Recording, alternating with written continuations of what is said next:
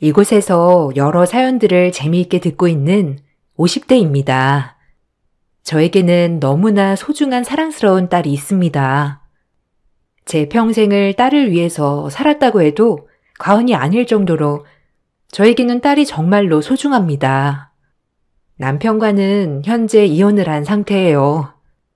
자꾸만 시댁 식구들이 저에게 너무하다면서 말을 해오길래 내가 정말 너무한 건가 싶어 이렇게 글을 쓰게 되었습니다. 남편과는 성인이 되어 지인의 소개로 만나게 되었습니다. 늦둥이 외동딸이었던 저는 활달하고 적극적인 남편이 좋았습니다. 연애를 하다가 20대 초반에 저희는 결혼을 하게 되었고 바로 임신을 했죠. 그때까지만 하더라도 남편은 세상 다정하고 좋은 남편이었어요. 여보, 나랑 결혼해줘서 정말 고마워. 내가 지금은 보잘것없고 가진 것도 없지만 평생 당신이랑 아이를 위해서 열심히 일할게. 열심히 일하다 보면 우리도 좋은 날이 오겠지. 당신만 내 옆에 있으면 세상 못할 일도 없을 것 같아. 당신이랑 결혼을 한 건 내 평생 가장 큰 축복이라고 생각해. 그러니까 다른 걱정하지 말고 건강하게 아이 잘 키워줘. 알았지? 당신 덕분에 내가 마음이 놓인다. 주변 보면 결혼하고 나서 후회한다는 사람들도 많이 있는데 나는 당신 만나서 후회 안 하고 잘 살고 있는 것 같아. 뱃속의 아이도 무럭무럭 잘 크고 있고 거기다가 남편까지 열심히 일해주니 나는 정말 행복하네. 가정을 꾸려서 산다는 게 다 이런 걸까 싶어. 우리 엄마 아빠도 늦게 결혼하셔서 나를 늦게 낳으셨잖아. 그래서 더 내가 소중하셨다는데 우리도 그렇게 알콩달콩 살 수 있을까? 그럼 여보, 내가 그렇게 살 수 있도록 해줄게. 당신 평생 고생 안 하고 살 수 있도록 내가 지금부터 노력할 거야. 그러니까 걱정하지 말고 태교만 잘하고 있어. 뭐 먹고 싶은 거 있으면 언제든지 말하고. 임신하면 이것저것 먹고 싶은 것도 많다고 하더라. 내가 그거 다 사줄 테니까 걱정하지 말고 나만 믿어. 남편은 저와 아이를 위해서 열심히 일을 하겠다고 제 앞에서 다짐을 했어요. 항상 행복할 줄만 알았던 저에게 고생문이 열리게 된 것은 딸이 태어나고 돌이 되었을 무렵이었어요. 갑자기 집에 누군가가 찾아왔고 문을 열어보니 남편 이름을 말하면서 갑자기 돈을 달라고 했어요. 영문을 몰라서 가만히 서 있으니 출근을 했다던 남편이 허둥지둥 들어와 그 사람과 실랑이를 벌이다가 둘이서 나가 저녁 늦게서야 집에 들어왔습니다. 여보, 아까 찾아온 사람은 뭐야? 갑자기 빌린 돈을 달라고 해서 너무 깜짝 놀랐어.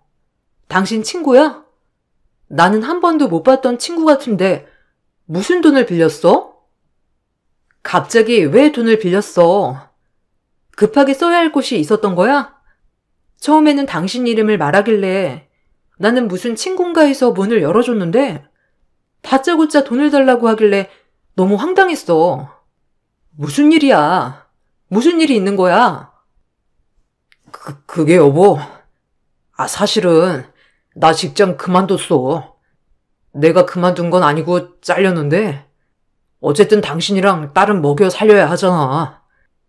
그래서 일용직 일을 매일 다니고 있었는데 거기서 알게 된 사람이야. 그래서 아마 당신은 누군지 몰랐을 거야. 집 주소를 알려준 적이 없었는데 어떻게 찾아왔는지 모르겠네. 어쨌든 내가 잘 해결했으니까 걱정하지 마. 왜? 왜 일 그만뒀다는 얘기 안 했어? 그래도 그런 얘기는 바로바로 해줘야지. 그래서 지금은 일용직을 다니고 있는 거야? 매일 그럼 출근한 게 아니고 일용직을 가려고 그 새벽에 나갔던 거였어? 아니, 일이야 그렇다 치더라도 아까 온 사람은 빌린 돈을 달라고 하던데 그건 또 무슨 말이야?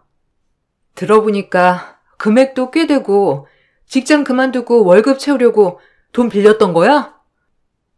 사실 당신한테 말해야 할 것 같은데, 저 사람이 돈 빨리 벌 수 있다면서 도박장을 소개해줬어. 처음에는 한 번 할 때마다 돈도 많이 따서 괜찮을 줄 알았는데, 나중에 정신 차려보니까 내가 거기 빠져 있더라고.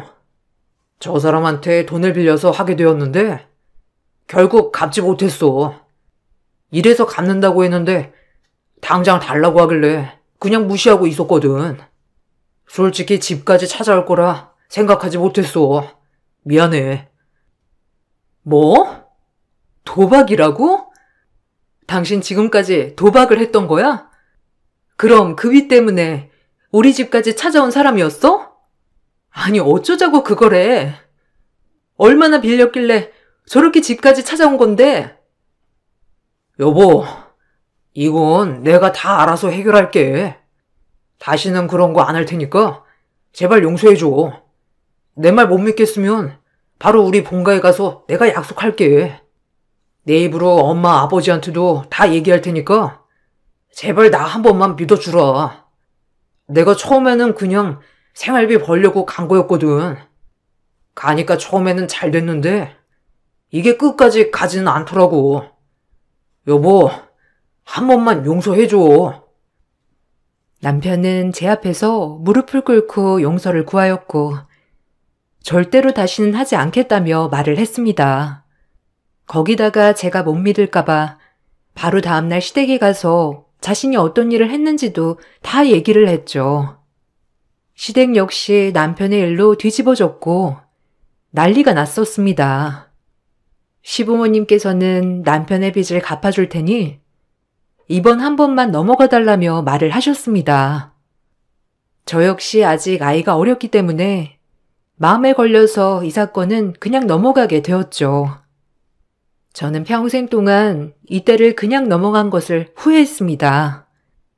남편은 이날 이후로 성실하게 다시 취업을 해서 일을 다니는 듯 했습니다. 그렇지만 직장을 취업해도 오래 다니지는 못했어요. 한 번 다니면 길어봤자 1년 다니고 그만두는 일이 부지기수였죠. 남편이 직장을 그만두기라도 하면 바로 생계가 위기에 처했습니다. 이런 일들이 자꾸 반복이 되니 저 역시 너무나도 지치고 힘든 날들이 많았습니다. 버티고 버티다가 아이가 어느 정도 말을 하기 시작하면서 저는 일을 시작하기로 다짐했습니다. 여보, 이제는 수연이도 말도 하고 대화도 잘 되니까 어린이집을 보내는 게 어떨까 싶은데 당신 생각은 어때? 내가 이제 밖에서 나가서 일을 하는 게 좋을 것 같아서. 당신은 아직 맞는 일자리를 찾지 못했으니 당분간은 당신이 수연이를 좀 봐줬으면 좋겠어. 나는 이번에 아는 언니가 사무직 구하는 곳이 있다고 해서 거기 가보려고. 내가 일 시작하면 아이를 못 돌보니 당분간 그렇게 하고 어린이집에 보내자고. 아니, 내가 아무리 일을 쉬어도 1년 이상 쉬어본 적이 없는데 그동안 벌어다 준 돈은 하나도 남겨주지 않고 썼던 거야? 아니, 살림을 어떻게 했길래 당신이 일을 해야 되겠다고 말이 나와? 솔직히 내가 꾸준히 한 직장에서 일을 한 것은 아니지만 그렇다고 해서 부족할 정도로 돈을 벌었던 것도 아니고 1년도 쉬지 않고 다시 일을 시작했는데 고작 몇 달 버틸 돈조차도 없다는 게 말이 돼? 당신 참 말을 쉽게 한다. 당신이 아무리 벌어다 주면 뭐해? 다시 1년 동안 일도 안 하는데 1년 이상 쉬어본 적이 없다고? 그래, 그렇게 연달아서 쉬었던 적은 없었지. 한 달 일하고 3개월 쉬고 2달 일하고 6개월 쉬고 그러면 1년의 절반은 일도 안 한다는 건데 이건 이상하지 않은가 보지? 더 이상은 나도 안 되겠어. 나라도 나가서 돈을 벌어야 생활이 되지. 그러니까 답답한 소리 하지 말고 당분간 수연이 좀 당신이 봐. 저는 그렇게 일을 시작하게 되었습니다. 제가 돈을 벌기 시작하자 남편은 더욱더 집에서 탱자탱자 놀기 시작했죠. 자기가 아이를 보겠다면서 하는 날이 대부분이었는데 퇴근을 하고 집에 돌아가면 집안일은 단 하나도 되어 있지 않을 때가 많았습니다. 그러다 보니 퇴근 후에도 집안일을 하느라 정신없이 하루를 보내는 날이 많았죠. 너무나 체력이 없어 힘들 때면 남편에게 집안일 좀 조금이라도 해두라고 말을 하곤 했습니다. 여보, 집에서 아이 보는 거 쉬운 일이 아닌 건 알고 있는데 그래도 청소를 하던지 설거지를 하던지 아니면 빨래를 하던지 셋 중 하나는 해주면 안 될까? 내가 퇴근을 하고 들어가면 산처럼 쌓여있는 집안일들이 있으니 일이 끝이 없는 것 같아. 그러니까 당신이 수연이 자거나 혼자서 놀 때 조금이라도 해주면 내가 좀 더 수월할 것 같은데. 내가 집안일을 어떻게 해? 거기다가 수연이도 혼자서 놀다가도 나를 찾는데 어떻게 집안일을 하냐고. 그리고 나는 집안일 서툴고 손도 빠르지 않아서 시간도 너무 오래 걸려. 당신이 퇴근하고 와서 하면 금방 다 하잖아. 그럼 누가 효율적이야? 누가 봐도 당신이 효율적이지. 나는 그냥 수연이나 보면서 있을 테니까 당신이 퇴근하고 와서 집안일 하는 게 좋겠어. 아니, 내가 체력이 너무 힘들어서 그래. 나 혼자서 일도 하고 집안일도 하려고 하니까 너무 힘들어. 당신이 뭐 하나라도 같이 해주면 좋을 것 같은데 좀 도와줘. 아니, 하나라도 해줘. 뭘 해야 할지 모르겠다면 내가 뭘 해야 하는지에 대해서도 아침에 얘기하고 갈 테니까 그것만이라도 해줘. 아, 몇 번을 말을 해. 나는 집안일을 못한다니까. 이런 거 못한다고 여러 번 얘기하는데도 왜 나한테 집안일을 하라고 해? 솔직히 말하면 당신이 좋아서 돈 벌러 나가는 거잖아. 내가 돈 꼭 벌어야 한다고 당신 등 떠미는 것도 아니고 당신이 좋아서 나가놓고서는 집안일 안 되어 있다면서 하라고 하면 나는 뭐 기분 좋게 할 수 있겠냐? 뭐? 당신 그게 무슨 말이야? 내가 일을 하는 게 내 욕심 때문에 하는 거라고? 당신 진짜 말 아무거나 한다. 당신이 밖에서 성실하게 일하면서 벌어온 것이 있다면 내가 어린애 놔두고 밖으로 나가겠어? 왜 지금 상황이 나로 인해 만들어진 거라고 말을 하는 거야? 당신은 나한테 미안한 마음조차 없는 거야? 아니면 내가 안쓰럽지도 않아? 웃긴다 정말. 야, 내가 혼자 돈 벌 때는 이런 소리 하나도 안 해놓고서는 너 혼자 돈 버니까 안쓰러워? 정말 웃기네. 그래, 그 잘난 돈 내가 나가서 벌어서 올 테니까 두고 봐. 어떻게든 네가 버는 돈만큼 내가 벌어오면 되는 거잖아. 그렇게 돈 벌어서 오면 집안일이나 하라고 뭐라 그러지 말고.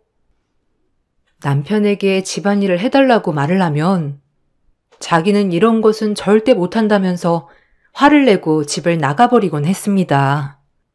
그렇게 집을 나가면 몇 날 며칠을 들어오지 않았죠. 며칠 후에 집으로 올 때는 남편은 손 가득 두둑히 현금을 들고 들어오곤 했습니다. 처음에는 며칠 동안 어디서 일을 해왔는가 보다 생각을 했었는데 이런 일들이 반복되면서 그것이 돈놀이로 인한 돈임을 느끼게 되었죠. 더 이상 남편에게 같이 살 수 없다고 얘기를 했지만 남편은 자신이 뭘 잘못했냐며 이혼만은 안 된다고 했죠. 남편의 얼굴을 보고 사는 건 아니라 생각이 들어 저는 직장을 핑계로 아이와 함께 직장 근처로 집을 옮기게 되었고 남편은 시부모님 댁으로 들어가 살게 되었습니다. 사실상 우리는 별거를 시작했던 것입니다. 그렇게 우리 두 사람은 아이가 고등학교 졸업을 할 때까지 따로 떨어져 살았습니다. 종종 남편과 한 번씩 만나기는 했지만 사이가 전보다 좋아지지도 나빠지지도 않았죠. 그러다 아이가 고등학교 졸업을 앞두고 갑자기 남편이 집으로 찾아와 이제는 합가를 하는 게 좋을 것 같다며 얘기를 해왔습니다. 당신, 이제는 우리 같이 사는 게 어때? 솔직히 떨어져서 지낸 지 10여 년이 지나다 보니 당신도 나도 여기에 익숙해졌을 거라고 생각은 하지만 그래도 우리는 부부잖아. 수연이한테도 더 이상은 못할 짓이라고 생각해. 당신도 일을 하고 있고 나도 일을 하고 있으니 서로 함께하는 시간이 많지는 않겠지만 그래도 남은 생이라도 부부로서 잘 지내고 싶어. 당신 갑자기 왜 그렇게 얘기를 해? 아이가 이제 성인 되어서 힘든 일 없겠다 생각하는 거야? 굳이 그럴 필요 없어. 당신은 당신대로 편하게 살아도 상관없어. 우리도 이렇게 둘이서 지내는 게 편하니까. 갑자기 새 식구가 모여서 산다고 생각을 하니 왜 그렇게 해야 할지 모르겠네. 당신 말대로라면 가장 편안하게 있어야 할 곳이 집인데 우리가 그렇게 부대끼고 살 정도는 아니지 않아? 알아. 당신이 나랑 같이 살고 싶지 않다는 거. 그렇지만 딸에게도 상처가 되었을 거야. 내가 조금이라도 지금부터 노력을 한다면 딸 상처도 많이 나아지지 않을까 생각을 해. 다른 것보다 우리 딸과 우리 두 사람만 생각을 하고 결정해줘. 남편은 그렇게 학가를 얘기한 뒤부터 집에 종종 와서 음식도 만들어주고 집안일을 도와주기도 했습니다. 거기다가 바빠서 퇴근이 늦을 때면 졸업을 앞둔 딸과 함께 영화도 보면서 소소하게 시간을 보내기도 했죠. 그전까지는 아빠 없이도 잘 지냈다고 생각을 했지만 딸아이가 아빠와 어색하지만 즐겁게 시간을 보내면서 행복해하는 모습을 보고 어쩌면 남편이 정신을 차린 건 아닐까 생각을 했습니다. 이런 제 생각은 얼마 못 가 깨지고 말았죠. 남편의 이 행동들은 모두 계략이었습니다. 딸은 공부도 어릴 적부터 잘해서 명문대에 합격을 했는데요. 대학 등록금으로 모아두었던 통장을 깨고 등록금 납부를 하기로 했죠. 이 사실을 알고 남편은 미안하다며 얘기를 했습니다. 정말 수연이 대학 등록금을 다 모으고 있었어? 아휴, 사실 한두 푼도 아니라 이번에 등록할 때 좀 도와줘야 하는데 고민하고 있었거든. 사실 지금은 내가 넉넉한 형편이 아니라서 어떻게 해야 할까 걱정했는데 정말 당신 대단하다. 그럼 지금까지 모으고 있었던 거야? 수연이 가는 대학 등록금이 정말 장난이 아니더라고. 당신 정말 대단해. 그리고 미안해. 당신 혼자 이 부담을 지게 해서. 괜찮아. 우리 딸 좋은 대학 가니까 내가 정말 기분 좋게 다 낼 수 있어서 다행이지. 딸 공부도 정말 잘하는데 대학까지 등록할 돈이 없어서 못 간다면 너무 속상하고 힘들 것 같아. 그래도 이렇게 마련할 수 있어서 다행이다. 정말 잘 모을 수 있을까 고민이 많았거든. 그리고 당신도 너무 미안해할 필요 없어. 그냥 이렇게 아빠 노릇 뒤늦게라도 해주면 나야 고맙지. 요즘 수연이가 정말 행복해하는 것 같아. 그런가? 수연이 결혼할 때는 내가 꼭 도와줄게. 알았지? 당신 혼자서 수연이 이렇게 장하게 키우느라 고생 정말 많이 했겠어. 아이 등록금은 내가 잘 가지고 가서 낼 테니까 당신도 그냥 편하게 쉬어. 그 다음날 남편은 미리 뽑아둔 등록금을 들고 사라졌습니다. 야반도주를 했던 것이죠. 남편이 하루아침에 사라지자 주변에서 사고가 난 것은 아닐까 신락 같은 희망을 갖고 있었습니다. 그렇지만 대학에 연락을 해보아도 등록이 되었다는 답변이 들리지 않아 속이 타들어갈 지경이었죠. 그렇게 저희는 다시 한번 더 남편의 배신을 느끼게 되었습니다. 그날 이후로 저와 딸은 서로를 의지하면서 상처를 묻고 살고 있었어요. 살면서 아빠, 남편이라는 이야기는 한 번도 입에 올리지 않았죠. 그렇게 저희는 10년의 세월을 다시 겪게 되었습니다. 시간이 지나 딸아이는 어엿한 직장인이 되었고 함께하고 싶다는 남자친구와도 연애를 시작했습니다. 딸아이가 결혼을 하겠다며 말을 하고 난 후에 데리고 온 예비사이도 정말 반듯한 사람이었죠.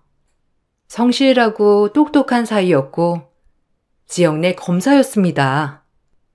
더군다나 예비사이의 집안 역시 검사 집안이었고 부잣집으로 소문이 난 곳이었어요. 사실 그 어떤 것보다 제가 걱정을 했던 것은 저희 집의 사정을 다 알고 있는 거였어요. 혹시 내가 혹시나 해서 하는 말인데 수연이 만날 때 가정사도 많이 들어보았나? 우리 집에 수연이 아빠가 없네. 10년 전에 실종된 상태로 아직까지 연락이 되고 있지 않아. 홀어머니라 사돈댁에서는 좋지 않게 생각을 하실 수도 있으니 미리 다 얘기를 하는 것이 더 좋을 것 같아서. 자네, 수연이 상황을 다 알고 있는 건가? 네, 어머님. 수연 씨랑 연애하기 전부터 정말 많이 이야기를 들었어요. 아버님께서는 실종되셨고 어머님께서 어릴 적부터 자신을 키워주셨다고 말을 했습니다. 저희 집에서도 이와 같은 사실을 다 알고 있어요. 그러니 너무 걱정하지 않으셔도 됩니다. 저는 오히려 어머님께서 정말 대단하신 분이시라고 생각이 들어요. 부부 둘이서 아이 한 명을 키우는 것도 힘든데 어머님께서는 홀로 키우셨잖아요. 아니야.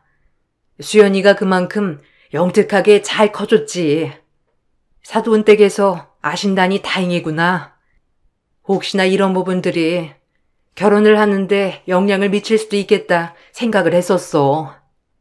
고민이 정말 많았는데 그래도 잘 이해를 해주셨다고 하니 감사하네.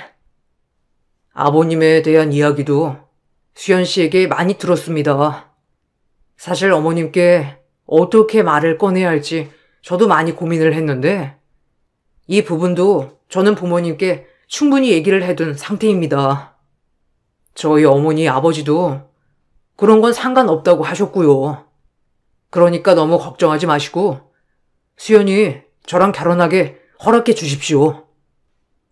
예비사이의 집안이 워낙 좋은 집안이었기 때문에 처음에는 우리 집 사정을 알고 반대를 하는 건 아닐까 생각을 했었는데 알고 보니 딸아이가 너무나 마음에 들어 그 모든 것도 신경이 쓰이지 않았다는 사돈댁의 답변이 있었습니다.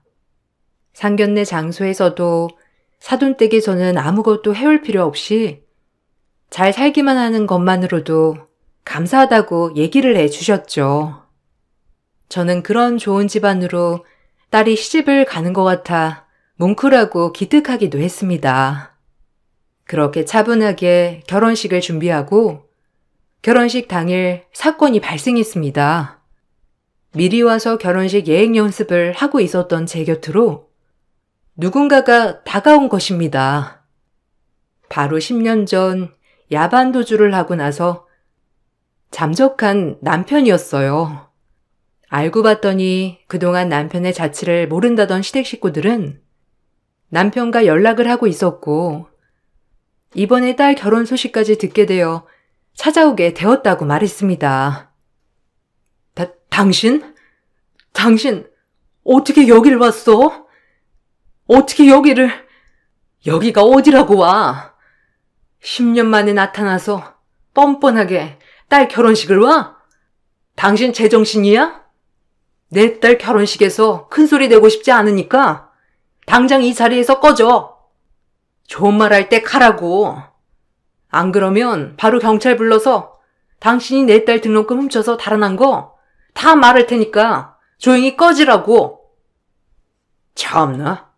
당신 참 독해졌네. 아니 내 딸 결혼식인데 아빠가 참석을 해야지 어딜 간다는 거야? 그럼 오늘 우리 수연이 팔짱 끼고 여기 한번 걸어보는 건가? 결혼 소식 들었어. 여기 사돈들 잘 산다며? 어쩐지 결혼식을 이런 곳으로 잡았다고 하길래 깜짝 놀랐는데 역시나 사돈집이 잘 사는 집이구먼. 나 없이 꼬질꼬질하게 사는 것 같더니만 딸내미 시집 하나는 잘 가네. 뭐?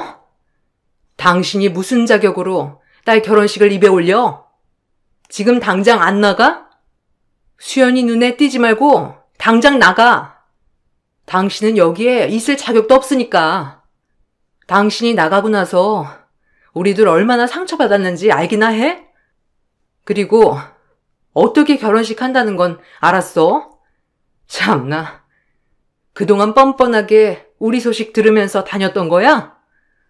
뭐 이렇고 저렇고 일단 그건 나중에 얘기하고 지금은 당장 나가! 내가 왜 나가야 하지? 여기 사돈들은 아빠 있다는 거 모르나? 내가 가서 인사 좀 해야 되겠는데. 우리 딸 잘 봐달라고 해야지. 아니지. 돈 많은 집안이니 사이 잘 봐줄 테니 뭐라도 좀 달라고 해야 하나? 아, 내 인생이 이렇게 풀릴 줄이야 몰랐는데. 우리 딸 부자 남편 물어오다니. 역시 나한텐 복덩이긴 하구나. 남편의 말에 경악을 하면서 쳐다보고 있었던 그 순간 저를 보고 예비사이가 곁으로 다가왔습니다. 사색이 되어서 놀란 얼굴을 하고 있는 저를 보다가 혼주석에 앉아있는 남편을 보더니 깜짝 놀라서 말을 하더라고요. 혹시 저 모르시나요? 저번에 한번 저희한테 조사받으러 오시지 않으셨나요? 아니 그때 오신 분 맞으신 것 같은데. 얼굴이 똑같으신데. 여기는 어쩐 일로 오셨죠? 그때 사고 났다면서 몇 달 동안 꼼짝없이 입원해야 될 것 같다고 저한테 전화 주시지 않으셨나요? 제가 다시 전화를 하니까 연결이 안 돼서 한참 찾고 있었는데. 네? 사람 잘못 보신 것 같습니다. 저는 대기 알고 있는 사람이 아닌 것 같은데요. 저는 처음 뵙는 것 같은데요. 아닌데요. 거기에 문신한 것도 똑같고 상처 있는 것도 똑같은데요. 여긴 어떻게 오셨죠? 결혼식에 오신 건가요? 예비사이의 말에 남편은 화들짝 놀라더니 갑자기 혼주복으로 입어왔던 양복 상의를 찢듯이 벗어버리고 자리를 피했습니다. 예비사이는 남편을 뒤따라서 갔지만 남편은 소스라치게 놀라면서 도망을 가버렸죠. 잠깐의 이슈라 생각을 했던 일이 지나고 결혼식이 마무리되었습니다. 결혼식이 끝나고 혹시라도 식장에 남편이 남아있나 싶어 둘러봤지만 어딜 봐도 보이지 않더라고요. 그렇게 며칠 후 신혼여행에서 돌아온 딸아이 네애가 집을 찾아왔습니다. 그때 예비사이가 한 이야기는 정말 놀라웠어요. 그래, 신혼여행은 재미있었니? 안 그래도 신혼여행 다녀오고 이것저것 인사 다니느라 힘들었을 텐데 나는 그냥 통화로 얘기해도 될 것을. 어쨌든 결혼해서 이제 진짜 부부가 되었으니까 서로 배려하고 아끼면서 잘 살았으면 좋겠어. 그리고 김서방, 그 결혼식 날에 내 옆에 있었던 남자를 알고 있었던 거야? 뭐 이런저런 이야기를 하던데. 어머님, 혹시 그분이 수연 씨 아버지 되시나요? 안 그래도 저희도 조사하면서 이상하다 싶은 부분들이 있었는데 혹시나 싶어서 찾아보니 수연 씨 아버지가 맞았네요. 이번에 조사하고 있던 사기 사건 피의자셨어요. 조사가 필요해서 몇 번 조사 요청을 했는데 갑자기 사고가 났다고 하면서 몇 달 동안 병원에 꼼짝없이 누워 있어야 한다면서 조사에 응하시지 않으셨거든요. 다시 연락을 드려도 받지도 않으시고 병원도 말씀을 안 해주셔서 찾고 있었는데 딱 거기 나타나셨더라고요. 아이고, 김서방한테 부끄러운 일이었네. 내가 정말 창피하고 부끄러워서 뭐라 할 말이 없네. 그래, 수연이 아빠가 뭐가 사기 사건을 벌인 거야? 아니, 그 사람은 왜 그런 일을 하고 다니는 거야, 정말? 정말 면목 없네.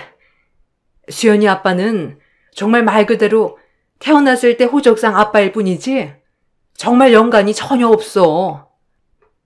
네, 알아요, 어머니. 제가 그것 때문에 말씀드리는 건 아니고 저희도 다 이해합니다. 수연 씨에게는 가족은 어머님 한 분이잖아요. 그동안 고생하면서 수연 씨 키워주신 건 어머님이시니 저는 전혀 신경 쓰지 않고 있습니다.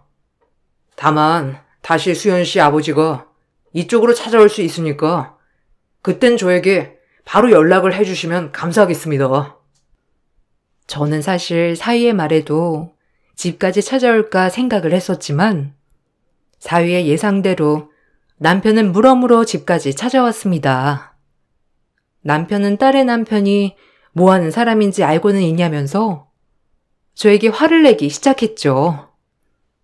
아니, 당신은 사이가 어떤 일을 하는지도 안 알아보고 결혼을 허락했어? 그때 결혼식에서 봤지? 내 얼굴만 보고서 딱 누군지 알았던 거. 어떻게 그런 소름 끼치는 사람이랑 짝을 지어줘? 아무리 돈이 많다고 해도 그렇지. 에휴. 그리고 나 사기 안 했어. 그거 다 다른 사람들 때문에 연루된 거고 그런 짓 한 번 한 적이 없다고. 그 자식이 나를 의심하고 모욕했는데 당신 그래도 사이라고 할 거야? 참나. 그게 딸내미 등록금까지 모두 들고 튄 사람이 할 얘기는 아닌 것 같은데. 하나밖에 없는 핏줄 돈도 가지고 야반도 좋아하는데 남의 돈은 얼마나 쉽겠어. 그냥 뭐 양심의 가책도 없이 편하게 가지고 갈 수 있겠네. 사기를 했건 안 했건 뭐 내가 알 바 아니고 범죄를 저질렀거나 의심받는 게 있으면 조용히 가서 조사나 받지. 당신 이런 식으로 나올 거야? 그래, 알았어. 당신 그래도 체면이 있으니 내가 계속 수연이 앞에 나타나는 건 싫을 거 아니야. 내가 딸아이 앞에 나타나는 게 싫으면 나한테 2천만 원만 보내줘. 이번에 이 사건만 잘 해결되면 됐는데. 그 자식이 날 자꾸 사기 혐의로 몰아가고 있어서 그래. 일단 합의를 하고 사건 해결해야 하니까 2천만 원만 보내주면 내가 앞으로 다시는 수연이 앞에, 아니 인생에 상관 안 할게. 뭐?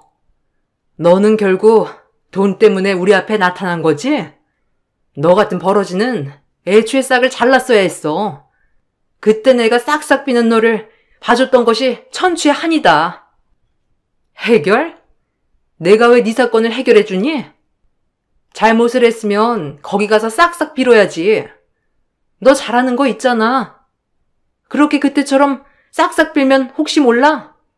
그 사람들도 다 용서해줄지? 뭐? 이게 정말 말이라고 탄 줄 알아? 너는 뭐가 잘났다고 나한테 이러는 건데? 아유, 한 주먹거리도 안 되는 게?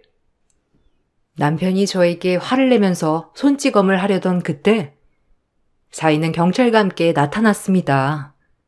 남편이 집으로 찾아온 순간 저는 바로 사위에게 전화를 했고 남편은 바로 잡혀가게 되었죠. 나중에 남편의 상황을 알아보니 남편은 잠적 이후에 다른 사람의 이름을 사용하고 생활하고 있었습니다. 그러다 보니 아무런 생활 흔적을 찾을 수 없었던 것이죠. 시댁 식구들도 모두 저희를 기만하고 한 달에 한 번씩은 서로 연락을 해왔다고 하는데 정말 기가 막히더라고요. 저는 남편을 실종 신고해 놓고서는 그대로 서류 정리도 못하고 살았는데 멀쩡하게 잘 지내고 있는 남편을 알고 있었다고 생각하니 참 어이가 없고 화가 났습니다. 붙잡힌 남편은 사기 행각이 점점 드러나게 되면서 처벌 위기에 처했습니다. 그와 동시에 저 역시 남편의 실종 신고를 해지하고 이혼 청구를 진행하였죠. 어느 날 울린 전화로 남편을 만나러 갔더니 남편은 황당한 제안을 하기도 했습니다. 수연 엄마, 내가 정말 잘못했어. 아직까지 정신도 못 차리고 사실 당신이랑 딸 곁을 떠나면서 성공하면 꼭 돌아와야지 모든 걸 갚아주겠노라 다짐을 했는데 생각보다 성공하는 게 쉽지 않더라고. 그래서 염치가 없어서 다시 돌아가지 못했어. 이번에도 잘 살아보려고 한 거였는데 내 뜻대로 되지 않았던 거야. 이번에 한 번만 도와주면 안 될까? 합의금만 주면 처벌은 낮출 수 있다고 하는데 부탁할게. 합의금? 내가 왜 당신 합의금을 해결해줘야 하는데? 내 위자료도 받지 못할 판국인데.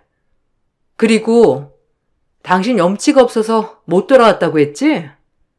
그러면서 시댁 식구들한테는 잘도 연락했더라. 나는 당신이 살아는 있을까 걱정도 했었는데 그동안 참 먹고 자고 하면서 편하게 잘 지냈나 보다. 나랑 딸은 지금도 그때 사건 입에 올리지도 못해. 그때만 생각하면 우라가 치밀어 올라서. 그건 정말 내가 미안해. 그냥 한순간에 돈을 보니까 눈이 돌아서 내가 정말 잘못했어. 금방 다 갚을 수 있을 줄 알았어. 사업만 잘 되면 금방 잘 갚아서 다시 돌아갈 수 있을 줄 알았다고. 근데 그게 잘 되지 않았던 거야. 내가 고의적으로 돈을 쓴 게 아니라고. 어쨌든 이번만 합의 잘해주기만 하면 내가 평생 당신 공주처럼 떠받들면서 살게. 이건 정말 약속해. 와, 내가 이 얘기를 몇 번이나 듣는지 모르겠네. 당신 결혼할 때도 그랬지?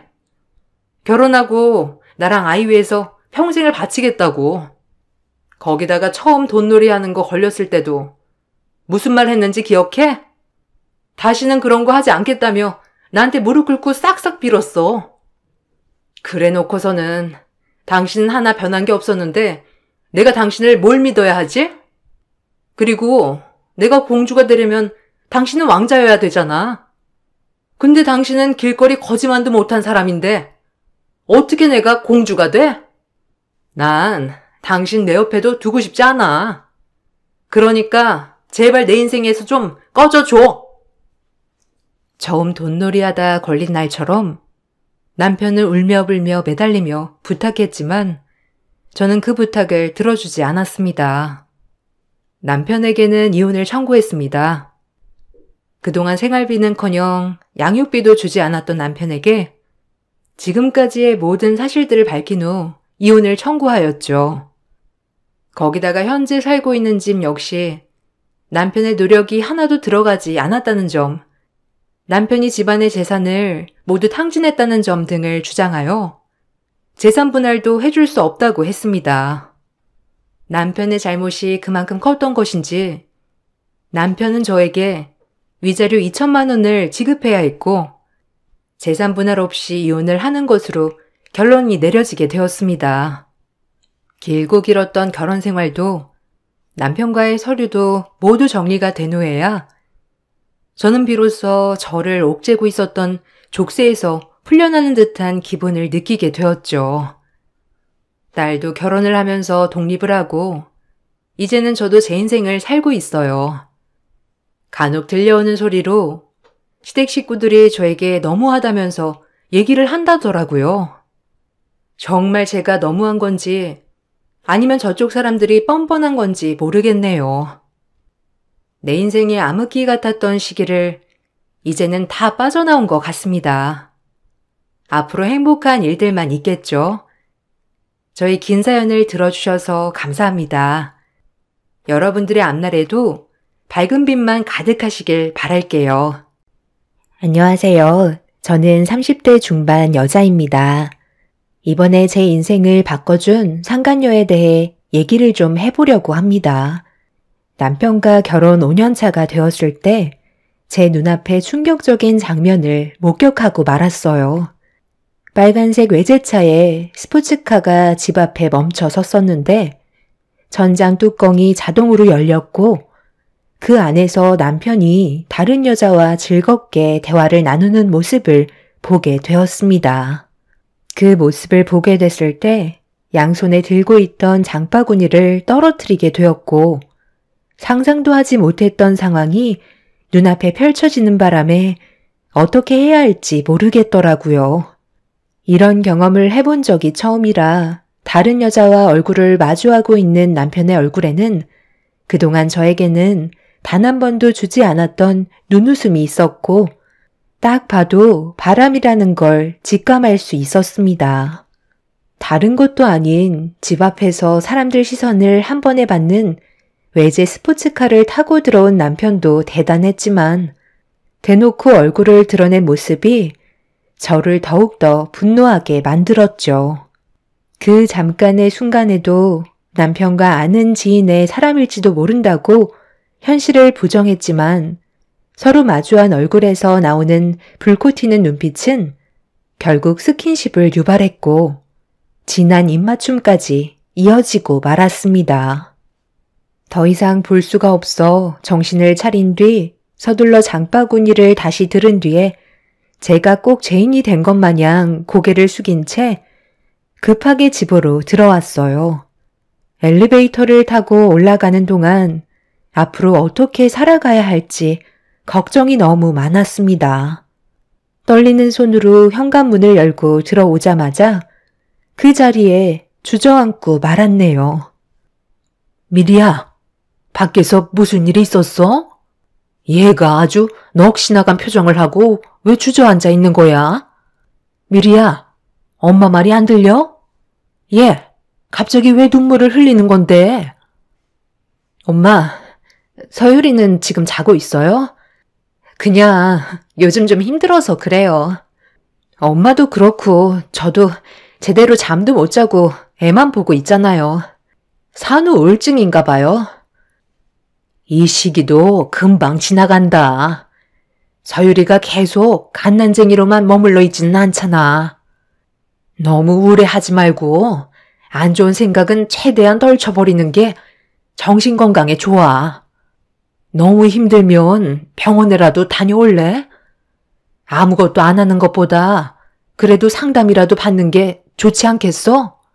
아직 수유 중이니까 약은 나중에 먹는 걸로 하고. 시간이 지나면 괜찮아지겠죠. 너무 걱정하지 마요. 엄마 말처럼 힘든 건 잠시뿐이고 시간이 지나면 분명 좋은 날이 찾아올 거예요. 얼른 저녁 준비할게요. 제가 본 광경을 차마 엄마한테 설명해 주고 싶지 않았어요. 제가 받았던 충격을 엄마한테 나눠드리고 싶지 않았고 최대한 아무렇지도 않게 행동하려 노력했습니다.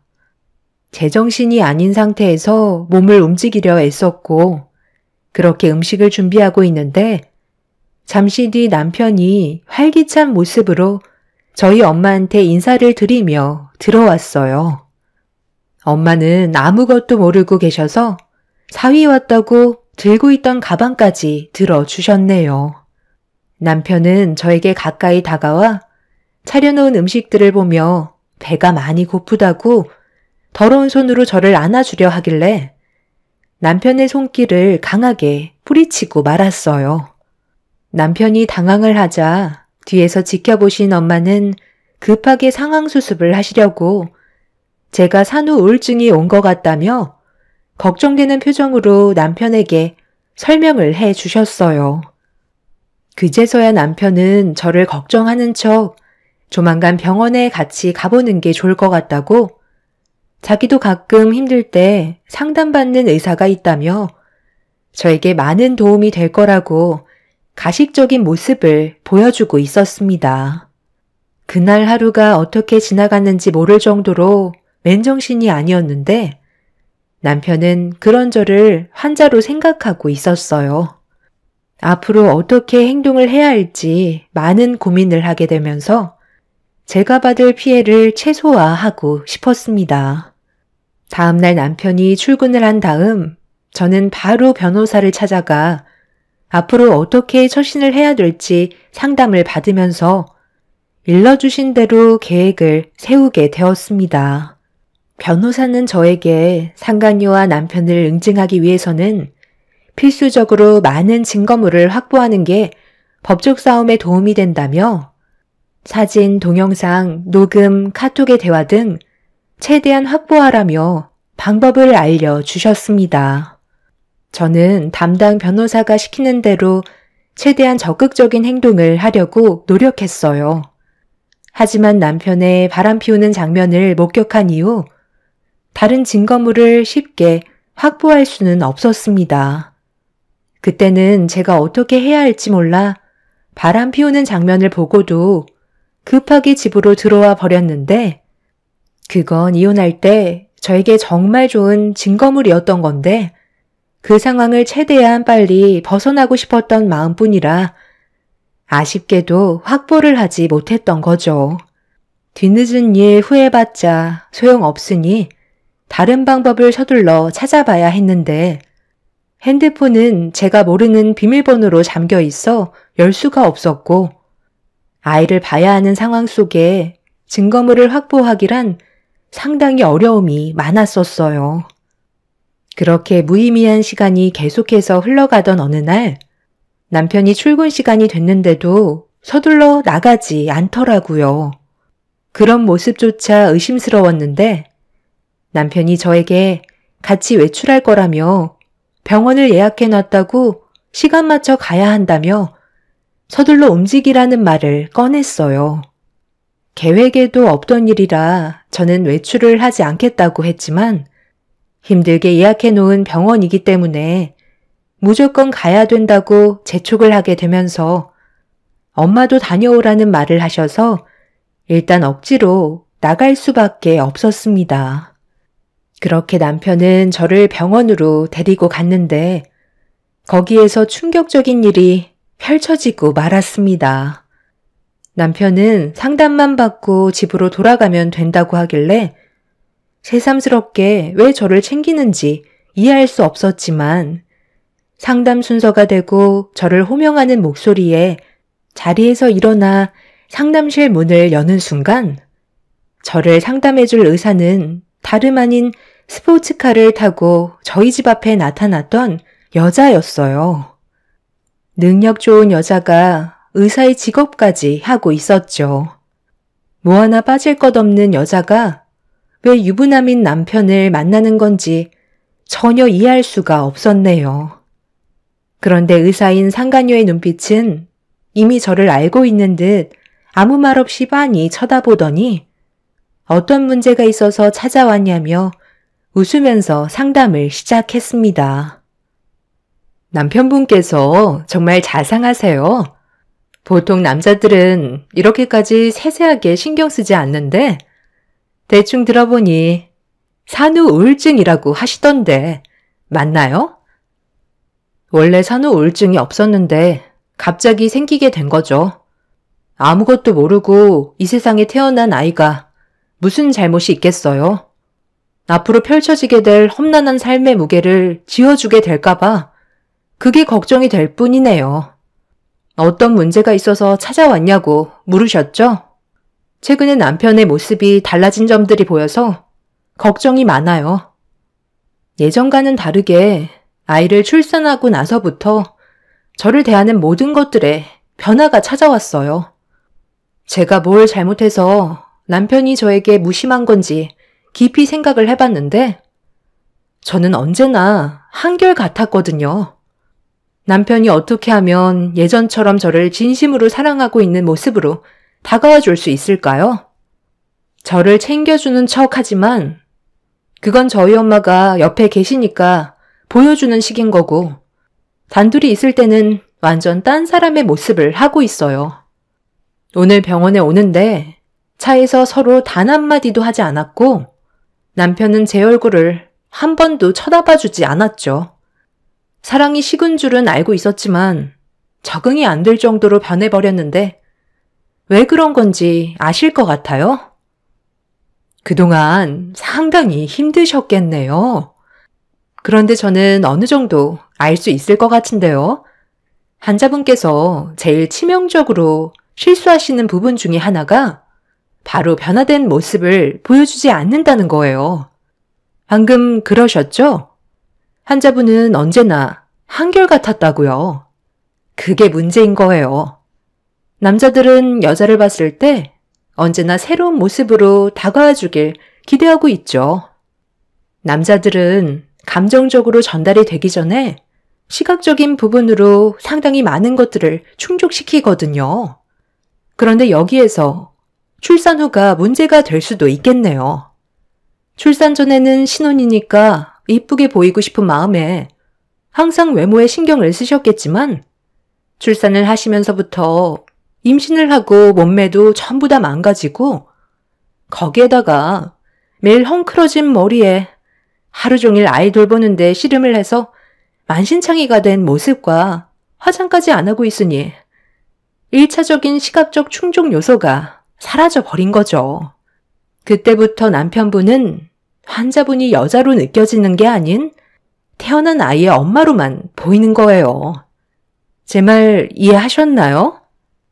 그런 관계가 지속이 되다 보니 남편분의 사랑은 점점 시들어 갈 수밖에 없는 거겠죠. 해결 방법은 환자분께서 본인을 열심히 가꾸고 남편을 자극할 만한 변화된 모습을 보여줘야 한다는 거예요. 그게 힘들다면 솔직히 말해서 지금의 관계는 좋아질 수 없다고 봅니다. 그러다 보면 결국 다른 쪽으로 눈길을 돌릴 거예요. 저를 뚫어지게 쳐다보며 상담을 해주던 상간녀는 저에게 상처되는 말을 계속해서 뱉어대며 제가 어떤 반응을 나타낼지 궁금해하는 것 같아 보였습니다. 마음 같아서는 머리채를 잡고 싶었지만 확실한 증거물을 얻어내지 못한 저는 참을 수밖에 없었죠. 일부러 저를 의도적으로 도발하려고 행동하는 상간녀를 보면서 저 또한 하고 싶은 말은 하고 나가야 할 것 같아 상간녀의 말을 되받아치며 최대한 속을 긁어 놓았고 서로 불꽃 튀는 눈빛을 주고 받았습니다.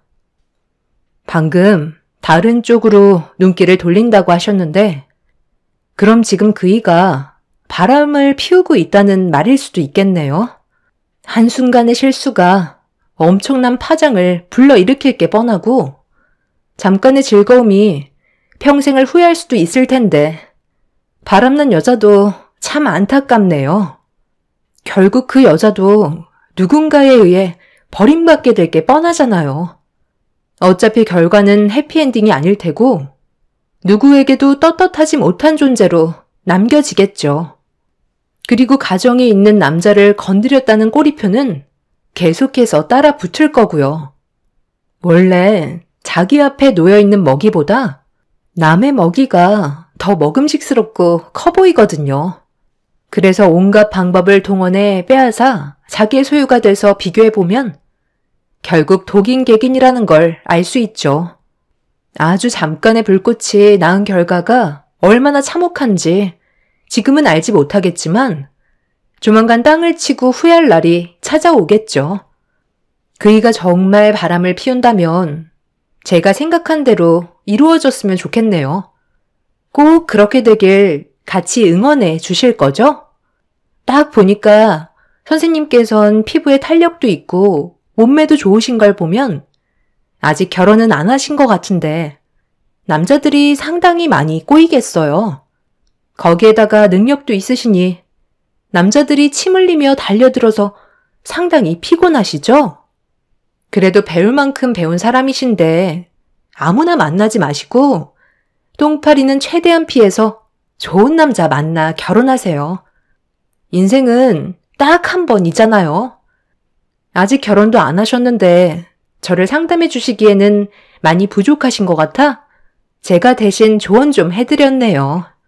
선생님이 많은 환자분들을 상담해 오셨겠지만 상담을 받아보신 적이 몇 번이나 있었겠어요. 좋은 경험이었다고 생각하시면 되겠네요. 덕분에 출산 우울증은 싹 사라졌어요. 나중에 기회 되면 또 놀러 올게요. 상간녀 앞에 절대 굽히지 않고 제가 하고 싶은 말을 내뱉자 그런 모습에 많이 당황했는지 붉어진 얼굴로 저를 노려보고 있었습니다. 남편이 분명 상간녀에게 산후 우울증이 있는 것 같다는 말을 꺼냈을 테고 상간녀는 그런 저를 만나 분명 골려주려 계획을 하고 있었겠죠. 그래서 저에게 많은 상처를 주고 싶었을 테지만 본인이 생각한 대로 흘러가지 않았는지 상당히 기분 나쁜 표정으로 내색은 못한 채 분을 삭히고 있었습니다. 조금은 후련해진 마음으로 병원을 나와 집으로 돌아갔어요. 모든 것들이 저와는 비교도 안 될 정도로 능력 좋고 가진 것도 많아 보이는데 왜 그런 여자가 유부남인 저희 남편을 건드리는지 알 수 없었습니다.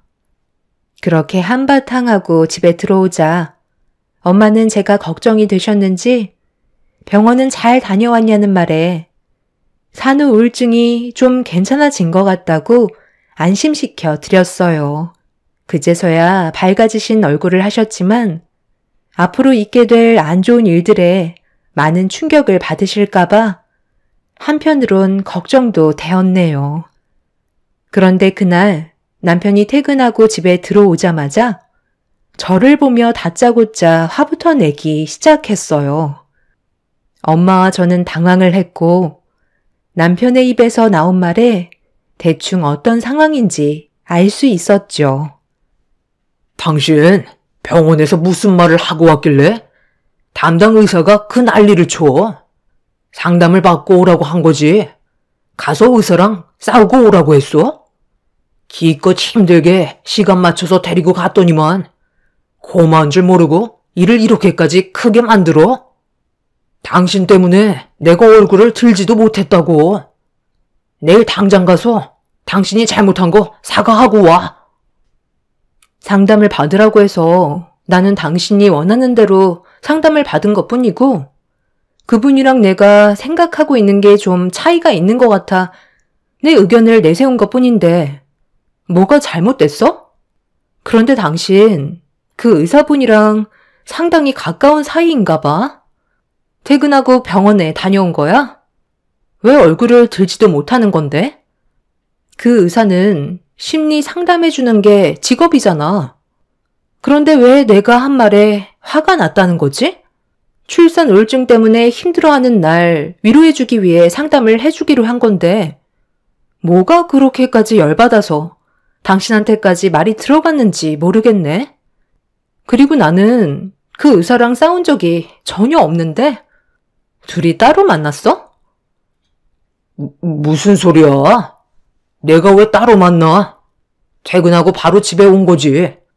당신이 상담은 잘 받았는지 그게 궁금해서 잠깐 전화를 했던 것뿐이라고. 그리고 당신이 지금 나를 대하는 태도에 문제가 좀 있다고 생각되지 않아? 만약 내가 병원에서 안 좋게 하고 나왔어도 나한테 그만큼 문제가 있는 거니까 당신은 내 편을 들어줘야 하는 거 아니야? 그런데 당신은 지금 내 입장에서 조금도 생각해 주지 않고 어떤 상황이었는지 들어보려 하지 않잖아. 오히려 그 의사 선생의 편에서만 얘기하면서 나한테만 뭐라고 하는데 당신 나 몰래 그 의사랑 따로 만나고 다니는 건 아니지? 왜 내 눈을 못 쳐다보는 거야? 아니면 아니라고 바로 대답을 하면 되는 건데 왜 시선을 피하는 건데? 다시 한번 말해줄까? 당신 지금 그 의사 선생이랑 나 몰래 개인적으로 만나고 다니는 거야? 무슨 뚱딴지 같은 소리를 하는 거야? 내가 그렇게 한가한 줄 알아? 산후 우울증이 오더니 이젠 아주 별의별 상상까지 하는구만. 그냥 말을 말자. 제가 눈빛 하나 변하지 않고 남편을 뚫어지게 쳐다보면서 얘기하자 많이 당황했는지 더 이상 큰 소리 내지 못한 채 방으로 들어가 버렸어요. 당장이라도 남편의 얼굴을 쥐어뜯고 싶었지만 옆에 엄마가 있어서 최대한 꾹 참았고 울며 보채는 아이를 달래기 위해 저도 방으로 들어가 버렸습니다. 아이를 돌보면서 남편과 하루빨리 헤어지고 싶은 생각이 머릿속에서 떠나질 않았어요. 그래서 다음날 다시 변호사에게 찾아가 혼자서 남편과 상간녀의 증거물을 확보하는 게 어렵다고 호소하자 다른 방법을 알려주었고 돈이 좀 들지만 저를 대신해 남편의 뒤를 조사해 줄 수 있는 분을 고용하게 되었네요. 그리고 그 사이 저는 남편 방에 들어가 핸드폰의 비밀번호를 알아내기 위해 찾기 힘든 위치에 카메라를 설치해 두었고 몇 번의 시도 끝에 남편의 핸드폰 비밀번호를 알아낼 수 있었습니다. 그렇게 기회를 엿보다가 남편이 술에 취해 집에 들어왔을 때 조용히 방문을 열어 그 안에 베일이 가려져 있던 핸드폰 속을 확인할 수 있었네요. 절대 열지 말아야 될 판도라의 상자를 열었다는 걸 알게 되었고 엄청난 배신은 제 눈에 눈물을 흘리게 만들어 버렸어요. 함께 찍은 사진의 날짜를 보니 제가 임신을 했을 때부터 만나기 시작했고 아이를 출산할 때도 회사에 급한 일 때문에 늦게 온다던 날도 남편은 상간녀와 함께 있었네요. 앞이 안 보일 정도로 눈물을 흘리고 있었지만 그래도 꾹 참으면서 핸드폰 속에 있던 모든 증거물들을 제 핸드폰에 전부 저장해 두었고 남편과의 이혼을 준비하기 시작했어요. 그리고 남편의 뒤를 조사를 하시던 분에게도 상간녀와 함께 둘이서 자주 만나는 모습들까지 전부 받아볼 수 있었습니다. 그렇게 모든 준비가 끝이 난 상태에서 남편에게 이혼을 통보하기 위해 집에서 기다리고 있는데 시모에게 전화가 왔어요. 제가 전화를 받지 않자 곧장 문자를 보내셨고 보는 즉시 연락을 달라며 상당히 급하다고 재촉하시길래 제가 다시 전화를 드렸네요. 시모는 당장 시댁으로 와달라며 할 말이 있다며 상당히 진지하게 나오셨어요. 어차피 남편과의 이혼을 통보해야 돼서 이참에 잘됐다 싶었죠. 그렇게 제가 준비한 모든 증거물을 챙긴 뒤에 시댁에 들어갔고 시모는 저를 보자마자 제 손에 물건 하나를 쥐어 주었네요. 너무 어이가 없어서 아무 말 없이 시모를 바라보자 저를 보면서 어색한 웃음과 함께 한 번만 도와달라고 간절히 애원하셨어요. 정말 귀한 손님이 온다고 음식 준비는 거의 다 끝났다며 옆에서 일손만 거들어주면 된다는 말을 하셨네요. 누가 오길래 저는 그동안 한 번도 받아본 적 없던 50점 반상이 눈앞에 펼쳐졌고 잠시 뒤 초인종 소리가 들리더니 시모는 너무 떨린다면서 급하게 현관문 쪽으로 달려나가셨네요. 문을 열고 들어온 사람은 충격적이게도 남편과 의사 상간녀였어요. 둘이 손을 잡으며 들어온 모습이 제 눈에 포착이 되고 말았죠. 귀한 손님이 의사 상간녀였다는 거에 할 말을 잃었고 남편은 제가 시댁에 와 있을 거라곤 전혀 생각하지 못했는지 상간녀와 함께 잡고 있던 손을 급하게 뿌리쳤네요. 시모는 저를 보면서 준비되어 있는 음식 식탁 위에 올리라고 지시를 하시면서 남편과 상간녀를 자리에 앉혔습니다. 너무 어이가 없어 화가 잔뜩 올라온 저는 50첩 반상에 소금을 한 바가지 뿌린 다음 내어주었고 상간녀는 썩은 미소로 저를 바라보면서 식탁 위에 올려진 음식을 입에 넣었는데 상간녀는 음식을 먹자마자 5만 가지 인상을 쓰면서 입안에 있던 음식을 남편의 얼굴에 뿜어 버렸네요. 거의 동시에 음식을 먹던 남편도 놀랐는지 이게 뭐냐고 저를 보며 소리를 질렀어요. 이딴 걸 음식이라고 내와? 당신 제정신이야? 지금 이 자리가 어떤 자리인지 알기나 하는 거야? 엄마, 이 사람이 음식에다 전부 소금을 뿌린 것 같아요. 뭐라고? 너 제정신이니? 내가 이 많은 음식을 만들기 위해서 꼭두 새벽부터 얼마나 많은 고생을 했는지 알아? 그냥 아무 말 없이 수발이나 들면 될 것을.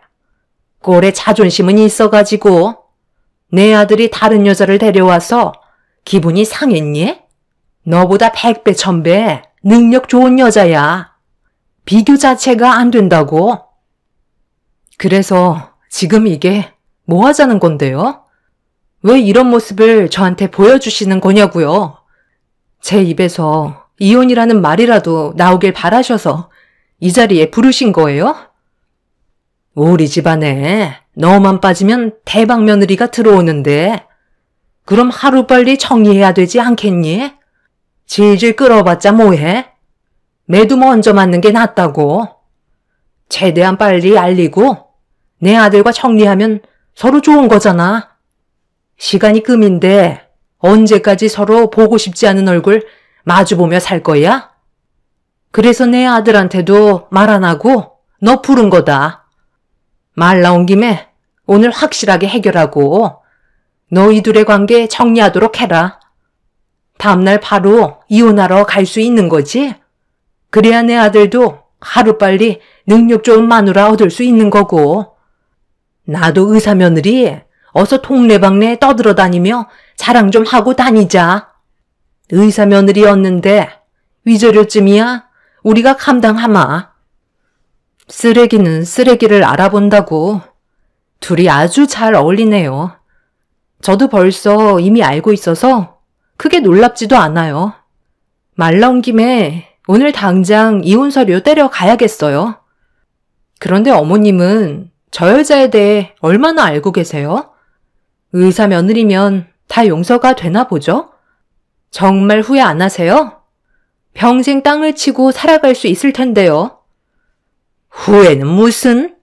내가 여태까지 살면서 제일 잘한 선택이고 평생 의사 며느리 업고 살 건데 너보다야 100배 1000배 낫지 않겠니? 할 말 끝났으면 이제 그만 나가줘라. 안 그래도 나가려 했어요. 당신도 나를 내친 거에 대해 뼈저리게 후회할 거야. 어떤 이유에서라도 다시는 내 눈앞에 나타나지 마. 잘 먹고 잘 살아라. 참을 수 없었던 저는 사람의 한계를 시험한 남편과 시모에게 상견례 온다고 만들어둔 음식들을 주워들어 얼굴에다 사정없이 던진 뒤 남편의 뺨에 손을 울려 붙였고 옆에서 이런 상황을 보고 비명을 지르는 상간녀에게 옆에 있던 양념통 중에 청양고춧가루를 얼굴에 뿌려 버렸네요. 무방비 상태로 당한 시모와 남편 그리고 상간녀는 난리를 쳤고 저는 그 자리에서 급히 빠져나왔습니다.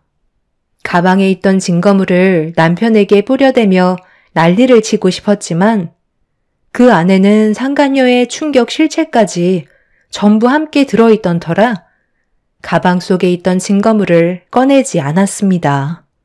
제가 그 증거물을 꺼낸다면 남편은 의사 상간녀와 재혼을 하지 않을 테고 그럼 저는 오히려 시댁 집안을 구해주는 꼴이 되기 때문에 최대한 분노를 억누르면서 급하게 시댁에서 빠져나오고 말았네요.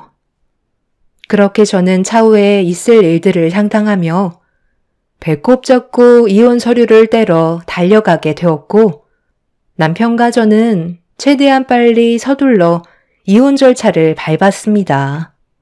그리고 남편이 바람을 피우고 있었다는 증거물을 제출하면서 남편에게 받을 수 있는 위자료 또한 전부 청구받았네요.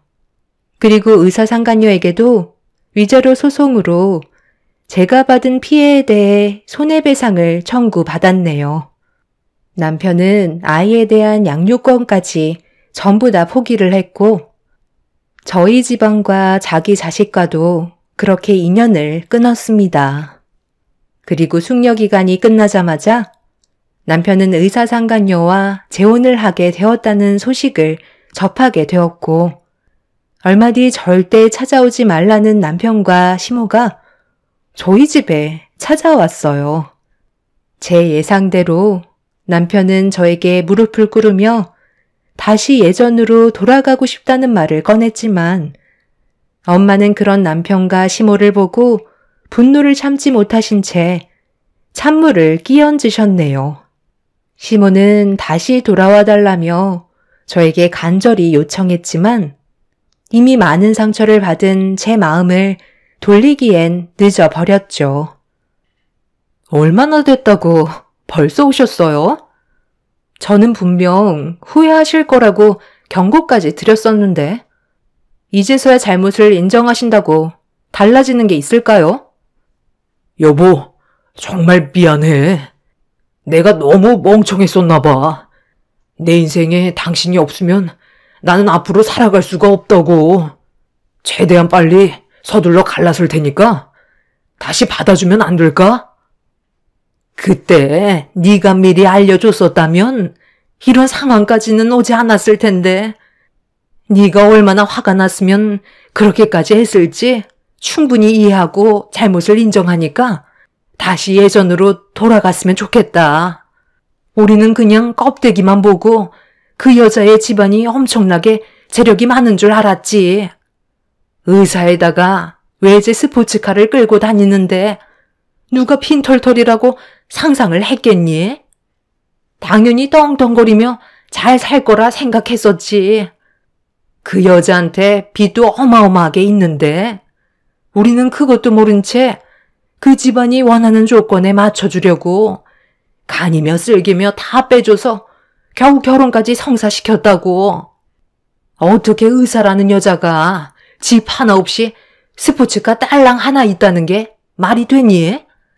그래서 이 결혼은 무효라고 난리를 치면서 우리가 준 돈을 다시 돌려달라고 했는데 이미 어느 정도 빚 탕감하는 데 쓰고 자기들 필요한 거에 몇 억이나 되는 돈을 전부 다 써버렸단다. 걔는 자기가 벌은 돈으로 모을 생각은 안 하고 앞으로도 흥청망청 쓰면서 제대로 된 가정을 꾸릴 생각은 전혀 없어 보이더라고. 제가 그래서 뭐라고 그랬어요. 분명 후회하실 거라고 하셨잖아요. 그래도 원하시는 대로 의사 며느리 얻으셨으면 된 거 아닌가요? 앞으로도 어마어마한 빚을 달고 살 텐데 손해본 금액이 있으니 쉽게 이혼은 못 하실 텐데 이미 후회하셔봤자 엎질러진 물 주워 담을 수는 없겠네요. 오신 김에 물 한 바가지 더 하시고 가시고 평생 쪽박 껴안고 만수무강 하세요.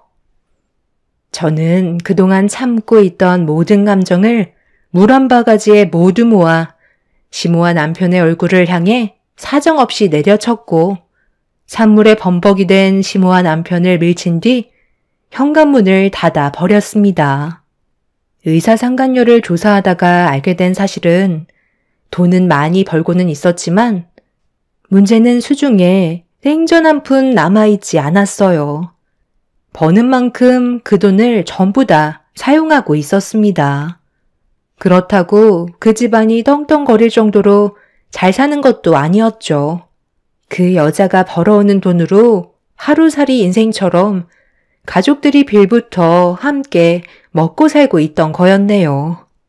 그것도 모르고 시댁 집안은 의사 며느리 들어온다고 상간녀 집안에서 제시하는 조건에 맞춰주기 위해 많은 돈을 투자했고 결혼을 하고 난 이후에 그 사실을 알게 되었던 거죠.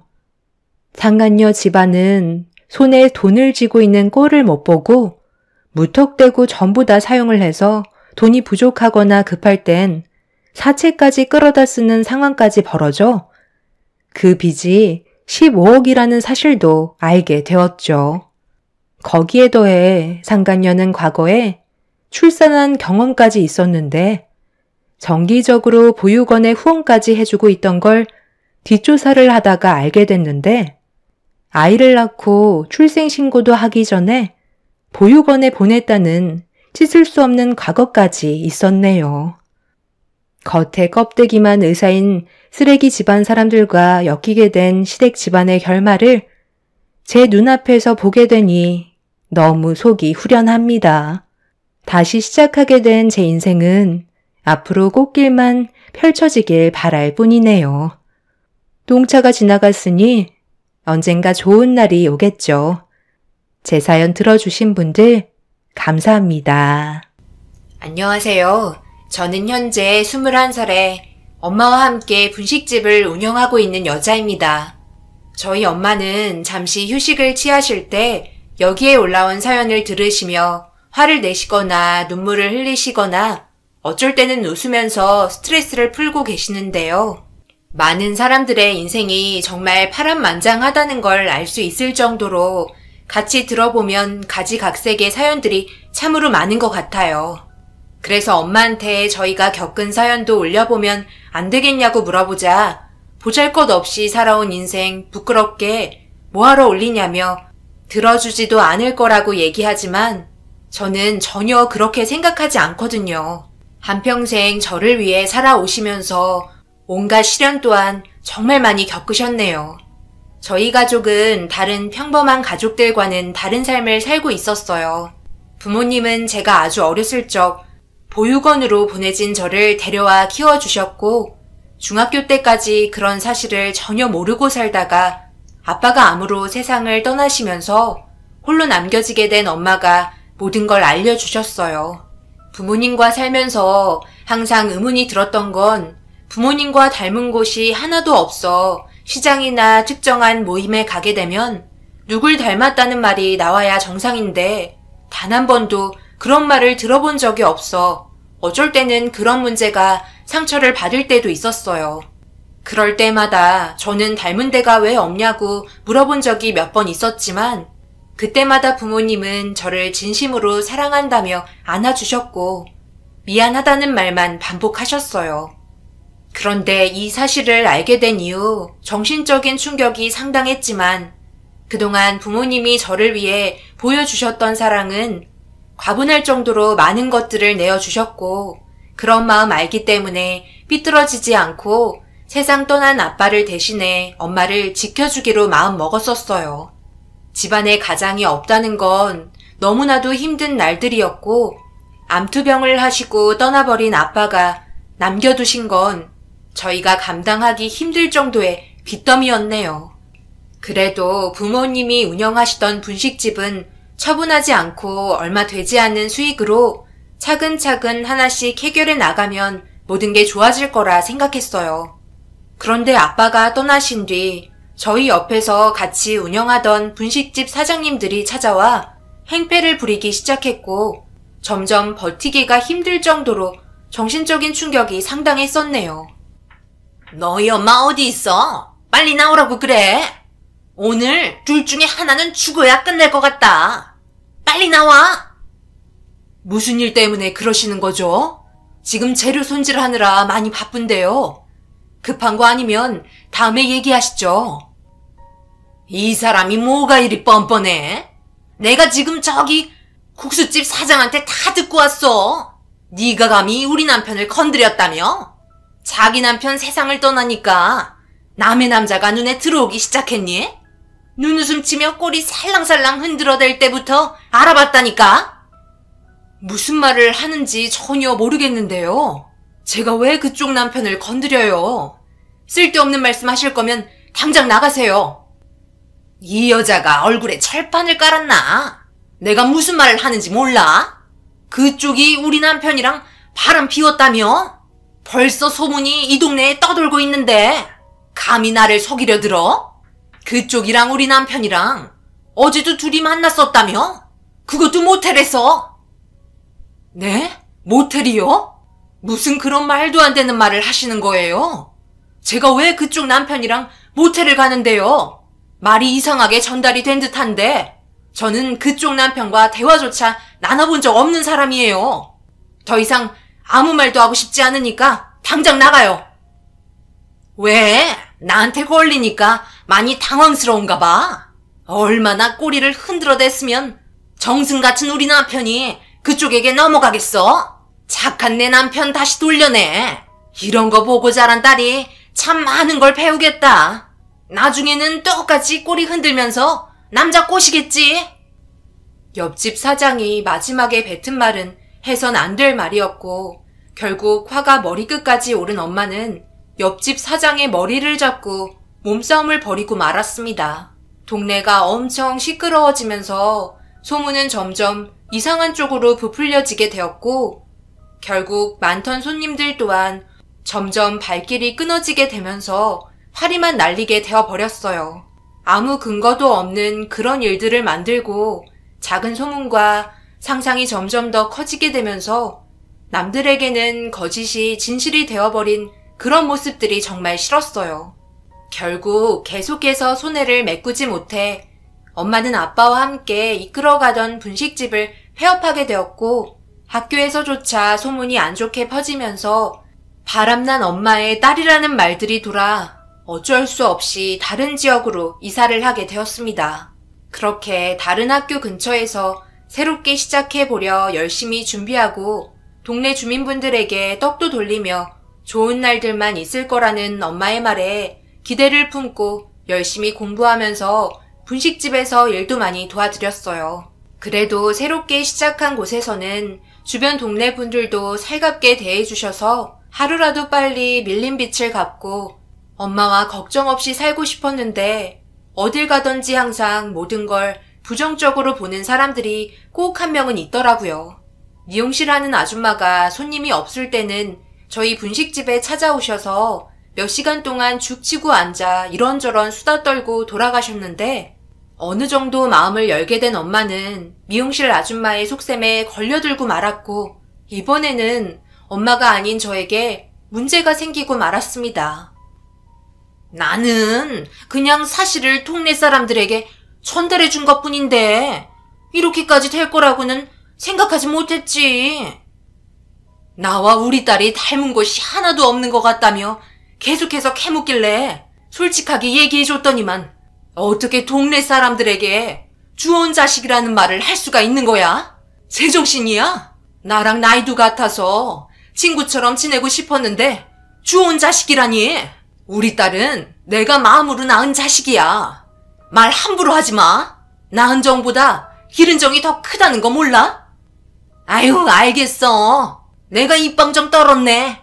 입 조심할게. 나는 하도 불쌍해서 동네 사람들이 혹시라도 도움을 줄까 해서 알려준 것뿐인데 상처받았다면 내가 사과할게. 그러니 마음 풀고 우리 다시 예전처럼 돌아갈 수 있는 거지? 미용실 아줌마의 말은 저에게 엄청난 충격과 상처를 주게 되었고 새로운 지역에서 다시 한번 잘 해보고 싶었는데 소문은 학교에까지 퍼지면서 저와 친하게 지내던 아이들까지 전부 안 좋은 시선으로 바라보게 되었고 이런 일로 인해 학교에서 따돌림을 당할 정도로 놀림의 대상이 되고 말았습니다. 누구 하나 제 편을 들어주는 친구들은 없었어요. 이유는 제 편을 들어주게 되는 순간 저와 똑같은 처지에 놓일 것 같다는 두려움 때문에 섣불리 나서주질 못하는 것 같았고 결국 이 문제로 스트레스를 상당히 많이 받으며 학창시절을 보내게 되면서 제 성격도 많이 변하게 되었습니다. 어머님, 지금 시기가 얼마나 중요한지 모르시는 것 같은데요. 다른 아이들은 자기가 원하는 대학 가려고 정말 열심히 공부하고 있는데 지영이는 그런 학생들에게 피해를 주고 있으니 저희도 참 난감한 입장입니다. 다른 학부모에게 항의까지 오고 있어요. 집안 환경도 좋지 않은데 고아원 출신이라 그런지 성격이 특이하다며 같은 반 아이들이 정신적으로 꽤나 힘들어하는 것 같습니다. 서로 의견이 맞지 않는 것 같아서 다수의 의견을 따르기로 저희 선생들끼리 모여 회의를 했는데요. 아무래도 지영이가 전학을 가는 게 서로 좋을 것 같다는 생각이 저희 학교 측 입장입니다. 반 학생들 또한 같은 의견을 주고 있고요. 저희도 이런 결정을 하는 데 있어 쉽지 않았으니 이해 부탁드릴게요. 선생님의 말에 너무 화가 난 저는 학생들이 단체로 저를 따돌리며 괴롭힌 거라고 얘기했지만 한 명의 의견보다 다수의 의견을 따른 선생은 저를 고려해주지 않았어요. 재력이 많은 학부모의 말을 오히려 귀 기울여 듣게 되었네요. 엄마는 듣고 있다가 화가 치밀어 올랐는지 선생님 옆에 있던 물컵을 들어 얼굴에 뿌리며 화를 내셨어요. 지영이는 같은 반 학생 아니냐며 충분히 대화해봤냐고 큰소리치자 아무 말 없이 고개를 돌렸고 엄마는 진정으로 도움을 필요로 하는 학생에게 등 돌리는 선생은 진정한 선생이 아니라며 이런 학교 보낼 마음 없다면서 제 손을 잡고 학교에서 빠져나왔습니다. 그때 정말 많은 눈물을 흘리고 말았어요. 아빠가 저희 곁에 함께 있었다면 아무도 저희를 얕잡아 보거나 비웃지 않았을 텐데 사회는 자기 눈앞에 보이는 현실만 믿고 있었고 자기에게 불이익되는 부분들은 전부 쳐내려고만 했어요. 엄마는 제가 상처받지 않게 하려고 좋은 말만 해주며 안아주셨고 그렇게 또 다른 곳으로 이사를 하게 되었습니다. 그렇게 또다시 새로운 지역에서 시작된 삶은 그 누구에게도 의지하지 않았고 감정을 나누지도 않았습니다. 동네 주민들에게도 항상 거리를 두고 학교 친구들과도 친하게 지내려 하지 않았어요. 그렇게 해봤자 결국 엄마와 저에게 상처로 돌아오게 되었으니까요. 저희가 예상했던 대로 먼저 다가가지 않으니 다가오지도 않았고 아무런 문제 없이 시간이 흘러 고등학교를 졸업할 수 있었습니다. 졸업을 하자마자 엄마의 일을 본격적으로 도와주기 시작했어요. 하지만 힘든 일을 시키는 엄마의 마음이 불편하셨는지 자격증 시험을 보거나 제가 하고 싶은 일을 하길 바라셨고 난생 처음으로 이 문제 때문에 엄마와 다투게 되는 날이 생기고 말았네요. 그동안 엄마의 의견을 따랐지만 이번만큼은 달랐어요. 지영아, 그동안 엄마가 배운 게 없고 너희 아빠랑 분식집 말고 해본 게 없어서 너에게 도움이 될 수 있는 일들이 아니라 미안하구나. 그동안 엄마 옆에서 지켜보며 도와줘 봤잖아. 분식집 일이 손도 많이 가고 정말 쉬운 게 아니란다. 그런데 너에게까지 이 일을 시키고 싶지 않아. 그동안 해보고 싶었던 일을 하는 게 좋을 것 같은데 자격증을 준비해보는 건 어때? 그래도 나라에서 지원해주는 것들도 많이 있잖아. 너희 아빠와 엄마는 지영이 너를 처음 보육원에서 입양했을 때 물 한 방울 안 묻히고 항상 밝은 웃음만 주게 하고 싶어 데려왔는데 오히려 너에게 불행만 안겨줘서 정말 미안하다.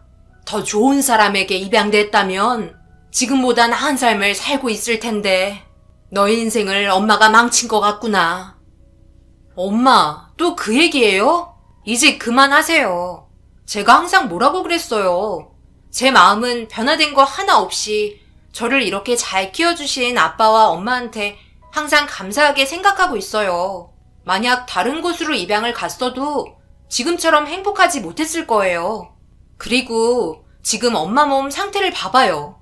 어디 하나 성한 데가 없잖아요. 어제도 저 몰래 병원 다녀오셨죠? 지금 저희 빚도 많이 남아있는데 언제 자격증 따서 취직하고 이래요. 그 전에 엄마가 먼저 쓰러지겠어요. 저도 이제 성인이고 제 삶을 선택할 의무가 있다고요. 그리고 저는 엄마 옆에서 같이 분식집 운영할 거예요. 그러니 더 이상 아무 말 하지 마세요. 엄마는 자신 때문에 제가 힘든 인생을 살아가는 것 같아 항상 죄책감에 시달리셨어요. 저는 단 한 번도 그런 생각을 해본 적이 없었는데 그런 생각을 가지고 계시니 마음이 좋지 않았습니다. 거기에 더해 그동안 무리를 하셨는지 병원에 자주 왔다 갔다 하셨고 매일 근육통에 시달리셨어요.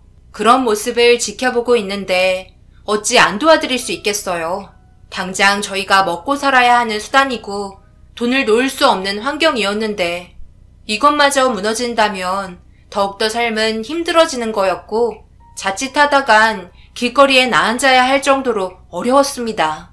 빚을 갚는 게 이렇게 힘들 거라고 생각하지 못했었어요.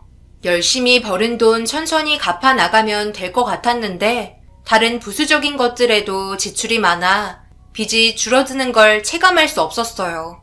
그렇게 엄마와 함께 분식집을 이끌어가며 열심히 살아가던 도중 걸어서 갈 수 있는 거리는 배달도 했었기 때문에 엄마가 포장해준 분식을 들고 배달한 뒤 돌아왔는데 저희 분식집에 사람들이 몰려 있었고 무슨 일이 있는 것 같아 서둘러 분식집으로 향하니 엄마가 들것에 실려 구급차에 올라탔고 너무 놀라 무슨 일이냐고 물어보자 음식을 주문했던 손님이었는지 갑자기 쓰러지셔서 119에 신고했다며 상황을 설명해 주었고 급하게 구급차에 함께 올라탔어요. 병원에 도착해 검사실로 들어간 엄마가 나올 때까지 초조하게 기다리자 의사가 먼저 걸어 나왔고 떨리는 목소리로 어떻게 된 건지 물어본 순간 가슴이 철렁 내려앉아 버렸습니다. 엄마는 충격적이게도 뇌종양이 있었고 혹이 조금씩 자라고 있다며 입원을 해서 당장 수술을 진행해야만 한다는 절망적인 진단 결과에 그동안 힘들게 참고 있었던 눈물이 터지고 말았어요. 정신을 차린 엄마는 약 먹으면 괜찮으니 걱정하지 말라고 얘기했지만 의사는 약은 발작이나 통증을 완화시켜주는 거지 치료해주는 목적으로 드리는 게 아니라며 당장 수술을 권장했어요. 엄마마저 잃게 된다면 저 또한 더 이상 살아갈 수가 없을 것 같아 당장 입원을 하길 바랬지만 입고 계신 옷을 추스리며 자리에서 일어나셨고 당황스러운 표정을 보인 저를 보며 아무 말 없이 안아주셨습니다. 그리고 병원을 나와 분식집으로 향했고 입원하라는 제 말은 전혀 듣지 않았네요. 그날은 엄마도 많이 힘들었는지 분식집을 정리하고 집으로 돌아왔고 아무 말 없이 저녁을 준비하셨습니다. 지금 저녁 먹을 상황이에요? 의사가 당장 병원에 입원해서 수술해야 한다고 얘기하잖아요. 그런데 왜 이렇게 막무가내로 나오시는 거예요? 엄마마저 떠나면 앞으로 저 혼자 어떻게 살아가라고요? 제발 병원에서 하자는 대로 입원하면 안 돼요? 지금 빚이 얼마인데 입원을 하라는 거야. 수술비는 어떻게 하고? 우리가 지금 그런 상황이 아니잖아. 지금 나까지 잘못됐는데 치료하겠다고 병원에 들어갔다가 너희 아빠처럼 세상 떠나면 모든 게 전부 너한테 돌아갈 텐데 나는 너에게 더 이상 짐을 주고 싶지 않다. 뇌종양 수술비가 얼마나 비싼 줄 알아? 우리는 보험 들 돈도 없어서 아무런 혜택도 받지 못한다고. 그럼 분식집 내놓으면 되잖아요. 언제 쓰러져도 이상하지 않을 만큼 지금 위험한 상황이래요. 조금 더 지체하면 그때는 되돌릴 수 없을 정도로 큰일이 벌어진다고요. 엄마까지 떠나시면 저도 더 이상은 살아갈 이유가 없으니까 알아서 하세요. 입원을 하던지 아니면 같이 세상을 떠나던지 둘 중 하나만 선택하세요. 엄마, 나 결혼하는 건 봐야 하지 않겠어요? 지금은 고집 부릴 때가 아니에요. 이번만큼은 제 말 들어주셨으면 좋겠어요. 분식집 처분하고 당장 입원부터 하세요. 엄마도 그동안 많이 힘드셨는지 결국 저녁을 준비하시다가 주저앉아 눈물을 흘리셨고 자기도 살고 싶다며 왜 이런 시련이 자기에게만 오는 건지 한탄을 하셨습니다.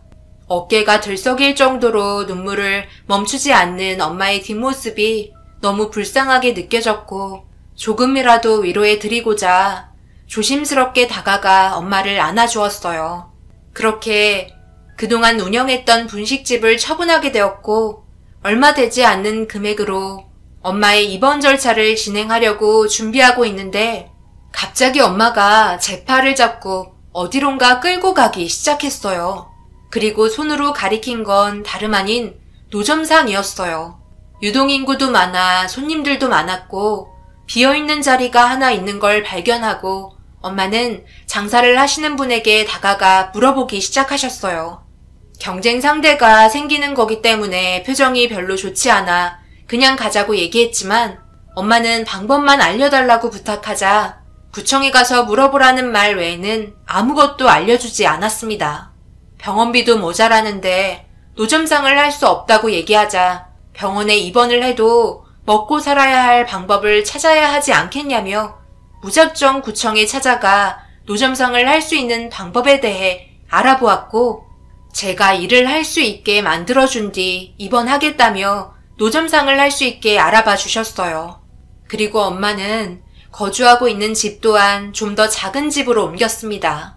어차피 입원하면 혼자 생활하기 때문에 그 돈 또한 아깝다며 노점상에 필요한 것들을 준비해 주셨고 그렇게 구청에 도로 점용 허가증을 받아 운영을 할 수 있게 되었습니다. 불법이 아닌 세금을 내고 구청에서 인정해준 노점상이기 때문에 문제되는 건 아무것도 없었어요. 엄마는 병원에서 처방해준 약을 복용하며 빠른 시일 내에 모든 걸 준비해 주셨고 그렇게 또다시 새로운 곳에서 분식집을 운영하게 되었습니다. 엄마는 일을 하는데 능숙하지 못한 저를 위해 한 달 정도는 옆에서 도와주고 싶다며 기간을 더 늦췄고 엄마의 몸이 걱정돼 그렇게까지 하지 않아도 된다고 얘기했지만 도저히 고집을 꺾을 수는 없었어요. 더군다나 저희가 들어간 자리는 바로 앞 옆으로 분식집들이 전부 붙어 있어서 과연 잘 될지 의문이었습니다. 그래도 지푸라기라도 잡아야 했기 때문에 악착같이 달려들었고 먼저 자리 잡아 입소문이 퍼진 분식집들과 경쟁을 하고 있는데 누군가 저희에게 찾아왔고 얼굴을 본 순간 경악을 하고 말았습니다. 예전에 옆집에서 분식집을 같이 운영하고 있던 아줌마였고 자리를 옮겼는지 저희 앞 건물에서 분식집을 운영하고 있었네요. 난감한 상황에 또 이상한 소문이 퍼질 것 같아 걱정되었고 저희를 보며 날카로운 말을 꺼내기 시작했네요. 세상 참 좁네. 여기에서 만나게 될 거라곤 전혀 생각하지 못했는데 이런 악연이 또 있을까? 그런데 노점상에서 분식집 운영하는 걸로 봐선 형편이 좋아지지 않았나 봐. 하기야 우리 남편이랑 바람 피워놓고 잘 살길 바란 건 아니지? 저기요, 말이 너무 심하신 거 아니에요? 저희 엄마가 왜 그쪽 아저씨랑 바람을 피워요? 두 눈으로 보셨어요? 이상한 소문을 부풀려 놓고선 왜 아무 잘못 없는 저희 엄마를 못살게 하는 건데요? 장사해야 하니까 돌아가 주세요. 어렸을 때는 찍소리도 못하더구만. 좀 컸다고 나한테 대드는 거야? 너희들이 내 앞에서 장사할 수 있을 것 같아? 내가 여기 동네 꽉 잡고 있는 거 모르지? 여기 자리가 왜 비어 있었는지 알아? 내가 그동안 전부 내쫓았거든. 각오하는 게 좋을 거야. 정말 어이가 없어서 너희 남편 당장 내 앞으로 데려다 놔. 그 입으로 직접 들으라고. 내가 너희 남편이랑 바람을 피워? 줘도 안 가져. 보잘것없는 것들이 동네 사람들과 좀 친하다고 너희들이 우리를 잡아먹을 것 같아? 해볼 테면 해봐. 오픈하자마자 악연이 또다시 시작이 되었고 너무나도 어려운 상황을 맞이하고 말았습니다. 오픈날 주변 사람들에게 좋은 인상을 심어줘야 하는데 시작부터 삐걱거리니 예전처럼 장사를 또 접게 될까봐 걱정이 많았어요. 하지만 엄마는 제가 무슨 생각을 하고 있는지 알고 있었고 걱정하지 말라며 그날 판매할 양의 분식들을 오픈 이벤트라며 전부 무료로 나눠주기 시작하셨습니다. 너무 놀라 당황한 저는 엄마에게 돈 벌러 나왔는데 무료로 다 퍼주면 어떡하냐고 물어보자 첫 이미지가 중요하다며 손님들에게 맛을 보여드려야 나중에 또 찾아오지 않겠냐며 엄마는 이번이 마지막이라는 눈빛을 보이면서 일주일간 손님들에게 모든 분식을 무료로 제공해 드렸습니다. 그러자 예상치 못한 일이 벌어졌어요. 저희와 싸웠던 아줌마의 분식집은 파리만 날렸고 좋은 이미지에 분식 맛도 좋다며 대부분 손님들이 저희 쪽으로 몰려오게 되는 현상이 발생되었어요. 그렇게 단골분들도 생기면서 자리를 잡아가는 듯 싶었습니다. 엄마가 투자한 만큼 더 많은 손님들이 찾아와 주셨고 입원하시기 전까지 제가 자리를 잡을 수 있게 모든 방법을 알려주셨어요. 지금까지 엄마와 함께 장사하면서 제일 잘 되고 있었고 이렇게 손님이 꾸준하게 찾아주신다면 엄마의 병원비 또한 걱정 없이 충당할 수 있을 것 같아 점점 희망의 빛이 보이려던 그때 저희가 잘 되는 꼴을 못 보겠는지 깽판을 놓기 시작했고 갑자기 저희 앞에 쓰러지면서 저희 분식을 먹고 식중독에 걸렸었다며 위생 상태가 엉망이라는 어이없는 말을 꺼내놓고 있었어요. 그때부터 모든 걸 알 수 있었죠. 예전에도 옆집 아줌마 분식집보다 저희 집이 훨씬 잘 됐었는데 안 좋은 입소문으로 저희를 내친 거였고 이번에도 마찬가지로 말도 안 되는 소문을 퍼뜨리려 계획하면서 한바탕 난리가 나게 되었네요.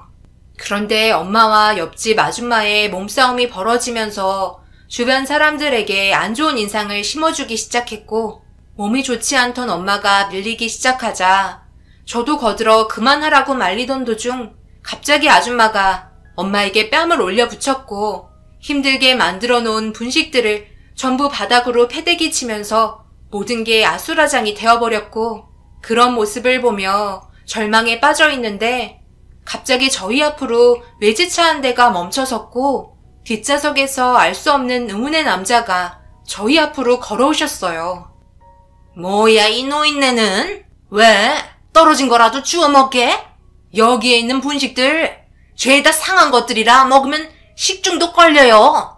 보니까 꽤 잘 사시는 분 같은데 저희 분식집에 와서 깨끗한 음식 드시지 그래요. 이 사람들 질이 너무 안 좋아요. 제가 볼 때는 그쪽이 더 질이 안 좋아 보이는데요. 제가 아까부터 지켜보고 있었는데 이 사람들이 장사가 잘 되니까 그거 꼴 보기 싫어서 지금 난리친 거 아니에요. 여기에는 손님들이 몰려있고 그쪽 분식집은 파리만 날리던데. 이 노인네가 지금 갑자기 나타나서 뭐하는 짓이야? 관련 없는 사람이면 피해보기 전에 빠지시죠. 제가 왜 관련이 없어요? 저는 그쪽 건물을 소유하고 있는 건물주이자 이 아이의 아빠인데요.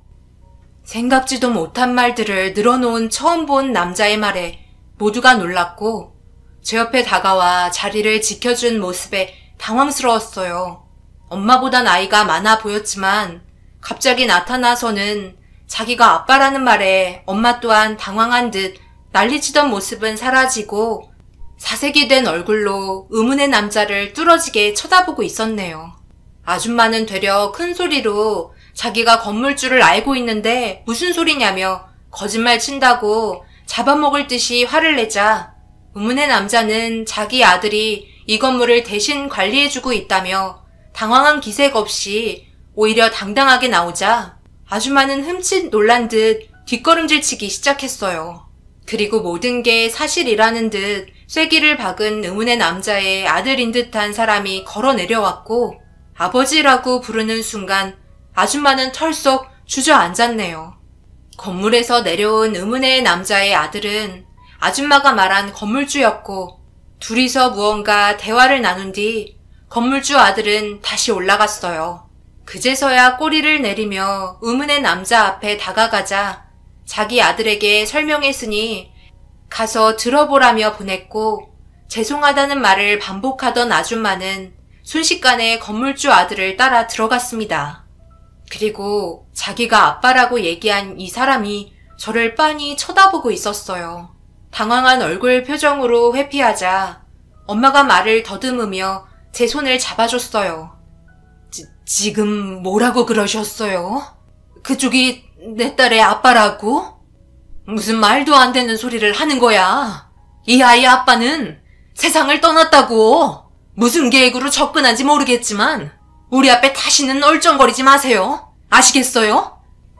갑자기 이렇게 나타나서 정말 죄송합니다. 많이 당황하셨죠?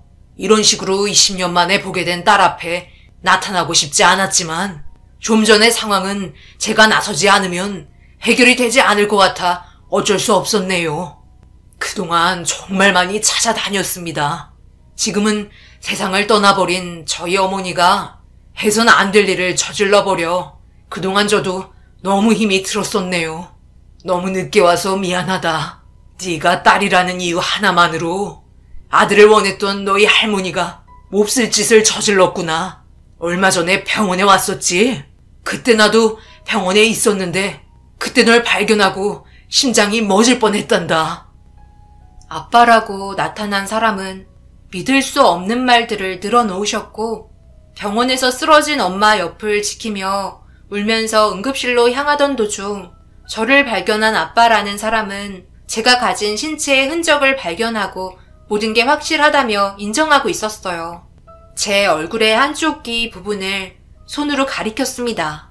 저는 다른 사람들과 달리 한쪽 귀가 검은색이에요. 보통 얼굴에 엄지손가락만한 점이 눈썹이나 볼에 있으신 분들이 계시잖아요. 하지만 다른 사람들과 달리 저는 한쪽 귀 전체가 검은색 점으로 둘러싸여져 있는 특이한 신체를 가지고 태어났어요.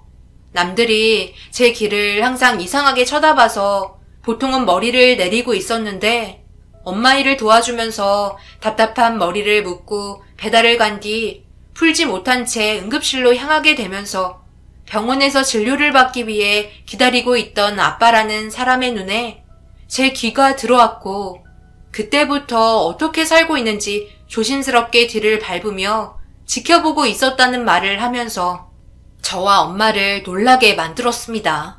한쪽 귀 전체가 점으로 둘러싸인 사람이 과연 몇이나 되겠어요. 그래서 확신을 하고 있었다며 느낌으로도 자기 딸인 걸 알겠지만 확실하게 하고 싶어 유전자 검사를 원하셨어요. 말하지 않으면 모르는 고아라는 사실까지 전부 알고 있는 걸 봐선 점점 의심이 되지 않았고 제 손을 잡고 있던 엄마의 손은 떨리고 있었어요. 엄마는 절대 데려갈 수 없다고 눈물을 보이셨고 아빠라는 사람은 절대 그렇게 하지 않을 거라며 친자 확인만 하게 해달라고 부탁하셨어요. 엄마도 저를 낳아준 부모의 존재는 알아야 할 것 같다고 얘기하셨고 그렇게 제 머리카락의 일부분을 잘라 건네주게 되었어요. 아빠라는 분은 자신이 거닐고 있던 직원들을 시켜 널브러진 분식들을 같이 치울 수 있게 도와주셨고 급한 일이 있어 나중에 다시 오겠다며 엄마에게 명함 한 장을 준 뒤 차를 타고 사라지셨어요. 너무 갑작스럽게 일어난 일이라 당황스러웠고 엄마의 얼굴은 많이 굳어 있었습니다. 제가 떠날까봐 두려워하는 것 같았어요. 그런 엄마를 안심시켜주며 그날은 장사를 할 수가 없어 일찍 집으로 돌아갔네요. 처음으로 느껴보는 이상한 기분은 한숨도 못 자게 만들었고 엄마도 마찬가지로 계속해서 뒤척였어요.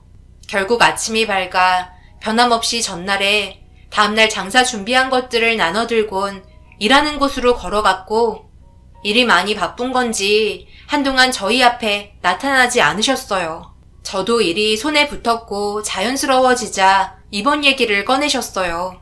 그렇게 다음날 엄마는 병원에 입원을 하기 위해 저와 손을 잡고 걸어가고 있는데 갑자기 저희 앞에 차가 멈춰서 문을 열고 나온 사람은 아빠라고 얘기하신 분이었고 한쪽 손에는 서류 봉투 하나를 들고 있었네요. 아무 말 없이 저에게 다가와 서류를 건네자 엄마가 서류 안의 내용을 살펴보았고 그 안의 내용을 같이 보는데 충격적이게도 20년 만에 제 앞에 나타난 진짜 아빠였어요. 이상한 감정이 계속해서 교차했고 어떻게 할지 몰라 안절부절 못하자 엄마는 잘 됐다며 그동안 정말 힘들게 살아왔다며 눈물을 흘리시더니 잘 부탁드린다며 저를 친아빠에게 가라는 듯 등을 살짝 밀었어요. 그동안 저를 찾기 위해 뛰어다니셨다지만 지금 현재 제 마음속에 있는 부모님은 옆에 계신 엄마와 세상 떠나신 아빠가 진짜 부모님이세요. 지금 나타나셨어도 바뀌는 건 아무것도 없어요. 저는 엄마 옆에서 절대 떨어질 수 없거든요. 죄송합니다. 그래, 당연히 그래야지. 나도 너를 알아갈 시간이 필요하고 우리에게는 아직 시간이 있잖니. 급하게 생각하지 말거라. 그리고 그동안 너희 엄마가 얼마나 고생을 많이 하셨는지 또한 지금 이 상황을 보면 알 수 있을 것 같구나. 내 주위에서만 있어주렴. 아무것도 바라지 않을 테니 그냥 내 앞에서 살아있다는 것만 알 수 있게 해줬으면 좋겠구나. 천천히 알아가도록 하자. 우리에게는 시간이 많으니 앞으로 좋은 날들만 있을 거란다. 우선 몸이 많이 안 좋으신 것 같은데 병원부터 가시죠. 그동안 저희 딸을 이렇게 잘 키워주셨으니 그에 따른 보답을 해드리고 싶습니다. 엄마는 괜찮다며 거절했지만 제가 엄마 팔을 붙잡고 차에 올라탔어요. 그동안 저를 위해 정말 힘들게 살아오셨기 때문에 모든 보상을 받는 게 합당하다고 생각했어요. 그렇게 친아빠의 도움을 받아 병원으로 이동했고 엄마는 수술을 진행하게 되었네요. 다행히도 엄마의 수술은 너무 잘 되었고 병원에서 충분한 휴식을 취한 뒤 더 이상 아프지 않은 몸으로 돌아오셨어요. 그리고 친아빠는 저희가 넉넉하게 살 수 있는 집을 제공해 주셨고 앞으로 카드 하나를 건네줬습니다. 필요한 건 뭐든 살 수 있다며 고생한 만큼 앞으로 여유롭게 살길 원하셨지만 엄마는 분식집이 걱정이 된다는 말만 하셨어요. 그동안 계속해서 해왔던 일이었고 자기를 기다리는 손님들이 있다며 분식집을 운영하길 원하셨습니다. 저 또한 엄마 옆에서 함께하고 싶어 같이 분식집에서 일을 했어요. 갑자기 변화된 삶을 받아들이는 게 쉽지는 않았습니다. 그런데 마주보고 있던 분식집은 어디 가고 한창 공사 중이더라고요. 알고 보니 그곳에 있던 아줌마는 쫓겨나게 되었고 그곳에 저희가 분식집을 운영할 수 있게 다시 리모델링을 하고 있었네요. 엄마는 그냥 노점상에서 하고 싶다고 얘기하셨지만 계절 따라 노점상은 너무 힘들다며 몸도 좋지 않으니 편하게 하시는 게 좋을 것 같다고 분식집을 운영할 수 있게 모든 걸 갖춰주셨습니다. 그렇게 저희는 현재 친아빠의 도움으로 엄마와 함께 쉬엄쉬엄 분식집을 운영하고 있어요. 그리고 친아빠는 매일 저녁 찾아와 제 얼굴을 보고 가십니다. 아직까지 아빠라는 말이 입 밖으로 나오지 않았지만 정말 감사하고 끝까지 저를 찾아주셨다는 점에 대해 항상 고맙게 생각하고 있어요. 저도 친부모의 존재가 궁금하긴 했었으니까요. 안타깝게도 친엄마는 세상을 먼저 떠나셨다는 말을 듣게 되었지만 그래도 친아빠의 존재로 인해 엄마와 제가 숨을 쉴 수 있게 되어서 정말 다행이라 생각합니다. 그동안에 갚지 못했던 빚들 또한 전부 갚아주셨네요. 저희 행복해도 되겠죠? 그동안 정말 힘들었는데 이런 도움 받아도 되는 거겠죠? 지금은 어색하지만 조금씩 용기 내서 언젠가 아빠라고 꼭 불러보고 싶네요. 제 사연 들어주신 분들 항상 행복하시고 좋은 일 가득하시길 바라며 언제나 응원하겠습니다. 감사합니다.